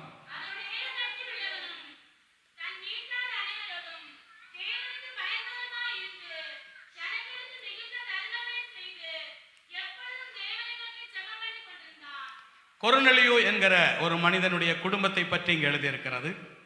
இந்த கொர்நேலியு என்று சொல்லுகிறவர் பட்டாளத்தினுடைய ஒரு தளபதி, 100 பேருக்கு தலைவன். 100க்கு அதிபதி என்றால் 100 பேருக்கு பொறுப்பானவன். ஒரு பட்டாளத்திலே ஒரு அதிகாரி இருப்பானால் அவன் எப்படி இருப்பான்? இன்றைக்கும் ஒரு போலீஸ் ஸ்டேஷன்ல ஒரு 10 பேர் இருந்து அதுக்கு ஒரு போலீஸ் இன்ஸ்பெக்டர் தலைவராக இருப்பார். அவர் எப்படி இருக்கார் நம்ம எல்லாம் அறியறது தான். எந்த விதத்தில் அவங்க கிட்ட நியாயத்தையோ நீதியோ எதிர்பார்க்க முடியாது. என்னென்ன தவறான காரியங்கள் இருக்கோ அத்தனை அங்கே நடக்கும். யாரும் தவறா புரிந்து கொள்ளாதீர்கள். ஆனால் அந்த காலத்திலே 100க்கு அதிபதியாய் இருந்த ஒரு மனிதன் அவனுடைய குடும்பத்தோடு சேர்ந்து, வசனம் மிக அழகாய் சொல்லப்பட்டிருக்கிறது, அவன் குடும்பத்தாரோடு சேர்ந்து கர்த்தருக்கு பயந்து அவன் ஜெபம் பண்ணினான், தான தர்மம் பண்ணினான். அவன் தான தர்மமும் ஜெபமும் தேவனுடைய சமூகத்திலே நினைத்தருளப்பட்டது. கவனிங்கள், இவன் இயேசுவை ஆராதிக்கவில்லை, அப்பொழுது யெகோவாவை ஆராதிக்கிறான். யெகோவா என்கிற நியாயப்பிரமாணத்தின் தெய்வத்தை அவன் ஆராதிக்கிறான், நடுக்கத்தோடு, பயத்தோடு, உண்மையோடு. ஆனால் இயேசு மரித்து உயிர்த்தெழுந்ததுக்கு பிற்பாடு நியாயப்பிரமாணத்தின் காரியங்கள் எல்லாம் மாற்றி அமைக்கப்படுகிறது. இயேசுவின் மூலம் பூமிக்கு கிருபை வருகிறது. இப்ப இந்த கிருபை நிமித்தமாகத்தான் தேவனுடைய ராஜ்யத்தை மனிதன் சுதந்தரிக்க முடியும். ஆனால் இந்த கொர்நேலியுவுக்கு இதெல்லாம் தெரியாது. அவன் பட்டாளத்து அதிபதி, அவன் தேவனுக்கு பயப்படுகிறவன், குடும்பத்தாரோடு சேர்ந்து ஜெபிக்கிறவன், தான தர்மம் பண்ணுகிறவன். இதை அவன் தன்னுடைய நீதியாக, தன்னுடைய மனச்சாட்சியின்படி, பழைய ஏற்பாட்டு சட்டத்தின்படி அவன் செய்து கொண்டு வந்தான். ஆனால் அவனுடைய நீதியும் அவனுடைய தான தர்மங்களும் அவன் ஜெபங்களும் தேவ சமூகத்திலே நினைத்தருளப்பட்டது. சபையே, விசுவாசியே, கர்த்தருடைய பிள்ளைகளே, நீங்கள் ஒரு சமயம் அறியாமலும் புரியாமலும் உங்கள் இருதயத்திலே ஆண்டவரை உண்மையாய் பற்றி கொண்டு ஆண்டவருடைய பாதையை பின்பற்றி கொண்டு இருப்பீர்களானால் தேவன் உங்களை கைவிட்டு விட மாட்டார். இந்த கொரோனழிவு, ஏன் இந்த கொரோனழிவை கர்த்தர் சந்தித்தார்? இவர்கள் ஞானஸ்நானம் பெறவில்லை, இவர்கள் அபிஷேகம் பெறவில்லை, புதிய ஏற்பாட்டின்படி இவர்கள் பரலோகத்துக்கு தகுதி உள்ளவர்கள் அல்ல. ஆயினால்தான் கர்த்தர் இந்த பேதுருவின் இடத்திலே சொல்லி கொரோனலி ஒரு தூதனை அனுப்பி கொரோனலியை கட்ட சொல்றாரு. கொரோனலி ஒரு ஆளை அனுப்பி வைக்கிறாரு. கர்த்தர் பேதுரு கிட்ட பேசுறார். ஆவியானவர் பேதுரு அங்கே வருகிறார். பேதுரு அந்த வீட்டிலே தேவனுடைய சத்தியத்தை, இயேசுவின் நாமத்தை அவர் அங்கே பிரசங்கிக்கிறார். கேட்டுக்கொண்டிருந்த அத்தனை பேர் மீதும் பரிசுத்த ஆவியானவர் இறங்கினார். அவர்கள் குடும்பமாக ஞான ஸ்நானம் பெற்றார்கள். அல்லேலூயா. நான் மறுரூபப்படுத்துகிற குடும்பம் என்று சொன்னேன். மகிமைக்கு பாத்திரமான குடும்பம். அன்பான சபையே, விசுவாசிகளே, இயேசுவுக்காக எதை வேண்டுமானாலும் செய்யலாம், எப்படி வேண்டுமானாலும் சொல்லலாம். சிலர் சொல்லுவாங்க, நாங்க இயேசுவை தாங்க நம்பி இருக்கிறோம், இயேசு தாங்க எங்களுக்கு தெய்வம் என்று. ஆனால் அவர்கள் உள்ளத்திலே இயேசுவை ஏற்றுக்கொண்டிருக்க மாட்டார்கள். அவங்க குடும்பத்தில் இயேசுவை மனப்பூர்வமாக விசுவாசிக்க மாட்டார்கள். அவர்கள் இயேசுவை நம்புகிறேன் என்று சொல்லுவார்கள், ஆனால் தேவனுடைய வார்த்தைக்கு கீழ்ப்படிய மாட்டார்கள், தேவனுடைய சத்தியத்துக்கு ஒப்புக் கொடுக்க மாட்டார்கள். அது பிரயோஜனம் இல்லை. இந்த கொரோனலி உண்மையாய் வாழ்ந்தான். தேவன் தேவதாசனை அனுப்பி சத்தியத்தை விளக்கி சத்தியத்துக்கு கீழ்ப்படிய பண்ணி ஞான ஸ்நானமும் அபிஷேகத்தையும் கொடுத்து பரலோகத்துக்கு தகுதியான குடும்பமாய் கர்த்தர் மாற்றுகிறார். அல்லேலூயா, அல்லேலூயா. இந்த குடும்ப ஆராதனைக்கு வந்திருக்கிற சகோதரனே, சகோதரியே, உங்க வாழ்க்கை இந்த உலகத்தோடு முடிந்து போகிறது அல்ல. உங்கள் குடும்பம் இந்த உலகத்தோடு முடிந்து போகிறது அல்ல. நீங்கள் இந்த உலகத்தில் வாழுகிற நாட்கள் வரைக்கும் கர்த்தர் உங்களை ஆசீர்வதித்து உங்கள் நாட்களின் முடிவு வருமானால் நீங்கள் மகிமையான பரலோகத்தை சுதந்தரிக்க வேண்டும். அதற்கு தகுதியாக வேண்டும். அதற்கு தகுதியாக வேண்டும். அதற்கு தகுதி எதை கொண்டு வந்தார்? நம்ம படிப்பல்ல, ஆலயத்துக்கு வருகிறோம் என்கிற பக்தி மாத்திரம் அல்ல, சத்திய வசனத்தின் கீழ்ப்படிந்து பரிசுத்த ஆவியின் அபிஷேகத்தையும் அருமையானவர்களே ஞான ஸ்நானத்தையும் பெற்றுக்கொள்ளும் போதுதான் தேவன் உங்கள் பெயரை ஜீவ புஸ்தகத்தில் எழுதுகிறார், உங்களை நினைவு கூறுகிறார். அவருடைய வருகையிலே நீங்கள் மறுரூபமாக்கப்படும். உங்களுக்கு மகிமையின் பாக்கியத்தை கர்த்தர் கொடுப்பார். ஒரு சமயம் எல்லாவற்றையும் இந்த உலகத்திலே பெற்றுக்கொண்டு மகிமையை இழந்து விடுவோமானால் அதில் என்ன நமக்கு நன்மை? பரலோகத்தை இழப்போமானால் அதில் என்ன நமக்கு பிரயோஜனம்? எதை வேண்டுமானாலும் இழக்கலாம். சகோதரனே, சகோதரியே, பரலோகத்தை இழந்து விடக்கூடாது. பரலோகத்தை இழக்காமல் இருக்க வேண்டுமானால் நீங்கள் இயேசுவை ஏற்றுக்கொண்டு ஞானஸ்நானம் பெற்றிருக்க வேண்டும். நீங்கள் இயேசுவை ஏற்றுக்கொண்டு ஞானஸ்நானம் பெற்றவர்கள் அபிஷேகம் பெற்றிருக்க வேண்டும். ஆவியிலே நடத்தப்பட வேண்டும். இந்த கொரோனலியோ அப்படித்தான் நடத்தப்பட்டார். அல்லேலூயா. தேவன் ஒரு நாளும் ஒருபோதும் தம்மை சார்ந்து தமக்கு முன்பாக உண்மை உத்தமமாய் இருக்கிறவனை மறக்கவில்லை. தேவன் பேதுருவை அனுப்பி சத்தியத்தை சொல்லி நித்தியத்துக்கு ஏதுவான பாதையை இந்த கொரோனலி குடும்பத்துக்கு உருவாக்கி இருக்கிறார். அதே மாதிரி உன் குடும்பம் மாற்றப்பட வேண்டும். உங்கள் குடும்பத்தில் உள்ள அத்தனை பேரும் நோவா ஜலப்பிரளயத்துக்கு தப்பும்படி தன் குடும்பத்தார் எப்படி பேழைக்குள் பிரவேசித்தார்களோ அப்படி பேழை என்கிற அபிஷேகம், பேழை என்கிற ஞான ஸ்நானத்துக்களே உங்கள் குடும்பம் முழுவதும் இருக்கிறதா? இல்ல குடும்பத்தில் புருஷன் ரசிக்கப்பட்டிருக்க மாட்டான், மனைவி ரசிக்கப்பட்டிருக்க மாட்டான், பிள்ளைகள் ரசிக்கப்பட்டிருக்க மாட்டான். பரவாயில்ல, நீயே போய் எடுத்துக்கோ, நான்லாம் வரமாட்டேன் என்று அலட்சியம் பண்ணுகிறார்கள். இல்லை, குடும்பமாக இந்த பேழைக்குள்ள வாங்க, பிள்ளைகளோடு வாங்க. நிச்சயமாய் தேவன் உங்களை ஆண்டவருடைய வருகையிலே மறந்து விட மாட்டார். ஒரே ஒரு நொடிப்பொழுதிலே மறுரூபமாக்கப்படுவீர்கள். அதற்காகத்தான் உங்கள் அழைப்பு, அதற்காகத்தான் நீங்கள் தெரிந்து கொள்ளப்பட்டு இருக்கிறீர்கள், அதற்காகத்தான் நீங்கள் ரட்சிக்கப்பட்டு இருக்கிறீர்கள், அதற்காகத்தான் இந்த சபை, அதற்காகத்தான் இந்த உபதேசம், அதற்காகத்தான் இப்படி பிரயாசப்பட்டு கொண்டிருக்கிற ஊழியர்கள். எதற்காக? இன்றைக்கு எப்படி இந்த இடத்துல உட்கார்ந்து இருக்கிறீர்களோ அதே மாதிரி ஆண்டவர் வருகை இருக்குமானால் அங்கே உட்கார வேண்டும். அல்லேலூயா, அல்லேலூயா, அல்லேலூயா. ஏற்கனவே நான் சொன்னது போல நான் முடிக்க போகிறேன். காலம் சென்ற பாஸ்டர் ஜி சுந்தரையா அவர்கள் சென்னை பட்டணத்தில் ஒரு பெரிய ஆவிக்குரிய தகப்பன். அவர் ஒரு முறை ஒரு கல்யாணத்துக்கு போயிருந்தார். அவரிடத்துல ஊழிய பயிற்சி பெற்ற, கன்னியாகுமரிக்கு போயிருந்தார். ஊழிய பயிற்சி பெற்ற ஒருவர் போய், எங்கள் பாஸ்டர் வந்திருக்கிறார், நான் அவரை பார்க்க வேண்டும் என்று ஆவலோடு போனார். அவ்வளோ சரி, அவருக்கு ஒரு நேரத்தை கொடுத்து பார்த்தார். இவர் ரொம்ப பாஸ்டர் நம்மகிட்ட அப்படி எப்படி நல்லா விசாரிப்பாருன்ட்டு போனார். அவர் என்ன சொன்னார் தெரியுமா? தம்பி, நீங்கள் என்னை பார்க்க வந்தது ரொம்ப சந்தோஷம், மகிழ்ச்சி. கர்த்தருக்காக ஊழியம் செய்யுங்க. இங்கே எப்படி என்ன பார்க்குறீங்களோ அதே மாதிரி அங்கே என்ன பார்க்கணும், அதற்கு நீங்கள் ஆயத்தமாக இருக்கணும். அல்லேலூயா. இங்கே எப்படி என்ன பார்க்குறீங்களோ அங்கே என்ன நீங்கள் பார்க்க வரணும். இதுதாங்க ஒரு உண்மையான ஊழியனுடைய பாரம். அதைத்தான் இந்த சபை செய்து கொண்டு இருக்கிறது. அதற்கு தான் இப்படிப்பட்ட பிரயாசம் எடுத்துக்கொண்டு இருக்கிறது. உலகம் முழுவதும் எங்கெங்கே சுற்றி கொண்டு திரிகிறது. இந்த நேரத்தை தேவையில்லாதபடி தங்களுடைய வாழ்க்கைக்கு மனம் போல வாழ்ந்து கொண்டு இருக்கிறது. ஆனால் ஒரு சிறு கூட்டத்தை கூட்டி இப்படி சொல்லுகிறது காரணம் என்ன? உன் வாழ்க்கையிலே நீ மகிமைப்படுகிறது மாத்திரமல்ல, மறுரூபமாக்கப்பட வேண்டும். அதே சுந்தரம் பாஸ்டர் தன் மகனை கூப்பிட்டு, ஒரே மகனை கூப்பிட்டு சொன்னார், மகனே, பரலோகம் சத்தியம், எப்பாடுபட்டாவது பல்ல கடிச்சிட்டாது நீ பரலோகம் வந்துட வேண்டும். இதைத்தான் அவருக்கு சொன்னார். எப்பாடுபட்டாதும் பல்ல கடிச்சாது நீ பரலோகத்துக்கு வர வேண்டும். உண்மை அருமையானவர்களே. அதனால இந்த உலகத்திலே பிழைப்பதற்காக கிறிஸ்தவம் அல்ல, பேரு புகழுக்கு கிறிஸ்தவம் அல்ல. நம்மை தேவன் அழைத்தார், நமக்கு ஒரு குடும்பத்தை கொடுத்தார், நமக்கு ஒரு பிள்ளைகளை தந்திருக்கிறார். அவர்களும் நாமும் தேவனுடைய மறுரூபத்துக்கு நம்மை அர்ப்பணிப்போமானால் தேவன் நம்மையும் நம்முடைய குடும்பத்தையும் மகிமைப்படுத்துவார். அல்லேலூயா, அல்லேலூயா, அல்லேலூயா. கண்களை மூடுவோமா? இயேசுவுக்கு முன்பாய் நம்மை தாழ்த்துவோம். அல்லேலூயா. Praise the Lord, praise the Lord, praise the Lord. எல்லா கண்களும் மூடட்டும். ஆண்டவருடைய வார்த்தைக்கு நேராய் நோவா பயபக்தி உள்ளவனாகி தன் குடும்பத்தை ரட்சிப்பதற்கு பேழை உண்டு பண்ணினான்.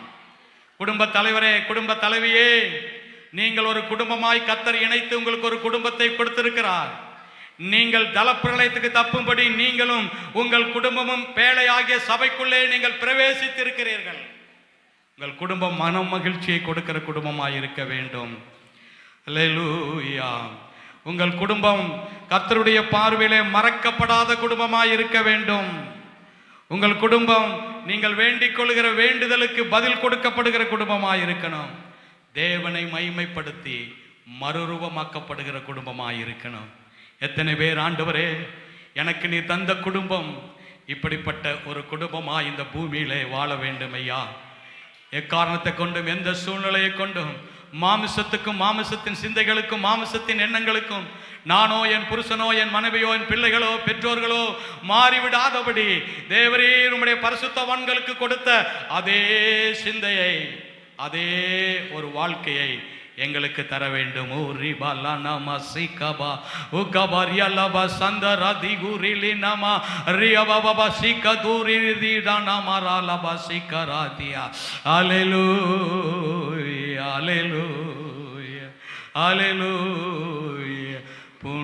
புண்ணியனே பூமியில் புறாவை போல சாந்தமும் சுத்த உண்மையாய் ஜீவித்து அன்பிலே அமிழ்ந்த நான் என்னை பலியாக்கியே மண்ணில் பரன் இயேசு போல் மாற்றுமே. பாடுவோமா? புண்ணியனே பூமியில் புறாவை போல சாந்தமும் சுத்த உண்மை தாழ்மையாய் ஜீவித்து அன்பிலே அமிழ்ந்த நான் என்னை பலி ஆக்கியே மண்ணில் பரன் இயேசு போல் மாற்றிடும். என்றைக்கும் என்றைக்கும் ஈதன் இயேசு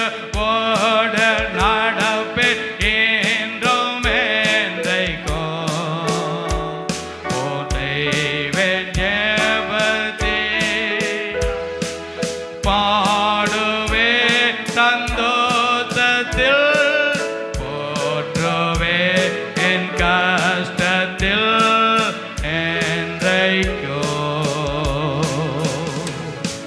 ஒரு முறை உங்கள் இருதயத்தை கர்த்தருக்கு நேராக்கி தேவன் உண்டு பண்ணுகிற மனமகிழ்ச்சியின் குடும்பமாக, தேவன் உங்களை மறக்காத வாழ்க்கை வாழுகிற குடும்பமாக, நீங்கள் வேண்டிக் கொண்ட காரியத்துக்கு தேவன் பதில் கொடுக்கிற குடும்பமாக, தேவனுடைய நாமத்தை உங்கள் குடும்பத்தின் மூலம் மகிமைப்படுத்துகிற குடும்பமாக ஆண்டவர் வருகை இருக்குமானால் நீங்கள் மறுரூபமாக்கப்படுகிற குடும்பமாக.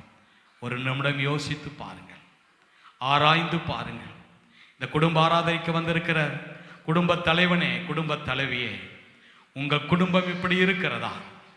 நீங்கள் இன்றைக்கு எப்படி இருக்கிறீர்களா? எங்கெல்லாம் இந்த குடும்பத்தில் பழுது ஏற்பட்டு இருக்கிறதோ, பிரிவு ஏற்பட்டு இருக்கிறதோ, ஒரு மனமில்லாமல் இருக்கிறதோ, ஈசாக்கு உங்கள் வாழ்க்கைக்கு ஒரு எடுத்துக்காட்டு. யோபு உங்கள் வாழ்க்கைக்கு ஒரு முன்மாதிரி. Price the Lord. எலிசபெத், சகரியா உங்களுக்கு ஆசீர்வாதமான ஒரு குடும்பம். ஆக்கில்லா, பிரிஸ்கில்லா உங்களுக்கு சாட்சியை கொடுக்கக்கூடிய ஒரு குடும்பம். கொர்நேலியு தன் குடும்பம் கர்த்தருக்கு பயந்த குடும்பம். நீங்கள் இன்றைக்கு அர்ப்பணிக்கிறீர்கள், ஆண்டவரே இப்படிப்பட்ட பரிசுத்தவான்களைப் போல என்னுடைய குடும்பம் இருக்க வேண்டும். எத்தனை பேர் ஆயத்தம்? எத்தனை பேர் கர்த்தருக்கு முன்பாக இப்படி இருக்க வேண்டும் என்று விரும்புகிறீர்கள்? ஓ ரீதா வரலா தீனா மாசி அபகாகரா தி பபா தினா நமகாதர தினமா ஓ ரிபிகரா தி அலவா தினமா. உன் இருதயத்தை கடினப்படுத்தாதபடி எந்த இடத்துல பரிசுத்த ஆவியானவர் உன்னோடு இடைப்பட்டு உன்னை உணர்த்தினாரோ அந்த இடத்துல உன்னை ஒப்புக்கொடு. இந்த இடத்துல நான் குறையுள்ளவன் ஐயா, இதை நான் செய்யவில்லை, என்னை மன்னியும். இன்றைக்கு என் குடும்பம் ஒரு குட்டி பரலோகமாய் மாற வேண்டும். இன்றைக்கு என் குடும்பம் நீர் அமைத்த திட்டத்துக்குள் வர வேண்டும். நீர் விரும்புகிற தரிசனத்தில் என் குடும்பம் அனுபவிக்கப்பட வேண்டும். என்னை ஒப்பு கொடுக்கிறேன். சகோதரனே, சகோதரியே, உன் வாழ்க்கையை கர்த்தருக்கு அர்ப்பணி. கர்த்தர் மகிமையான மாற்றத்தை உண்டு பண்ணுவார். மகிமையான மாற்றம் உன் குடும்பத்தில் வரும். எதிர்பார்க்கிற காரியங்கள் வருகிற நாட்களிலே நீ பெற்றுக்கொள்வாய். உன் வாழ்க்கையில் இருக்கிற பிரிவினைகள், வேற்றுமைகள், எல்லா விதமான பாகுபாடுகள், வித்தியாசத்தை கர்த்தர் தூக்கி எறிவார். அவரே உனக்கு எல்லாவற்றுக்கு எல்லாமாயிருப்பார். ஓ ரிபா கபா தான நமரி அலவா ஓ ஷியா பங்கரா ஓ கபா. எத்தனை பேர் ஆண்டவரிடத்தில் கேட்க முடியும், ஆண்டவரே என்னை இப்படிப்பட்ட எங்கள் குடும்பமாய் இருக்க வேண்டும் என்று சொல்லுகிறீர்கள்? ஓ கர்த்தரிடத்தில் உங்களை ஒப்பு கொடுங்கள். உங்களுக்காக நான் ஜெபிக்க போகிறேன். இன்னும் இந்த ஞான ஸ்நானம் என்கிற பேழைக்குள் வராமல் இருப்பீர்களானால் உங்களையும் உங்கள் குடும்பத்தை ஒப்பு கொடுங்கள். கர்த்தர் உங்களுக்காய் கிரியை நடப்பிப்பார். ஓ ரிபாபா ரிதானா கபா ஓ ஷேகபா கபாரியா லபா ராதேனமா. பரலோக பிதாவே, இயேசுவின் நாமத்திலே உம்முடைய கரத்திலே இந்த மத்தியானத்திலே ஒப்பு கொடுக்கப்பட்ட குடும்பங்களை உமக்கு முன்பாய் நிறுத்துகிறேன். நீர் பரலோகத்திலிருந்து இந்த பிள்ளைகளுடைய இருதயத்தையும் இவர்கள் வாழ்க்கையும் குடும்பத்தையும் கண்ணோக்கி பாரும். இவர்கள் ஆசீர்வதிப்பதற்கும் உம்முடைய திட்டத்தையும் சித்தத்தையும் நிறைவேற்றுவதற்கும் என்ன தடைகள் இருந்தாலும் நீங்குவதாக. வானம் திறக்கட்டும். உம்முடைய திட்டத்தையும் தீர்மானத்தையும் இவர்கள் வாழ்க்கையில நிறைவேற்றும்.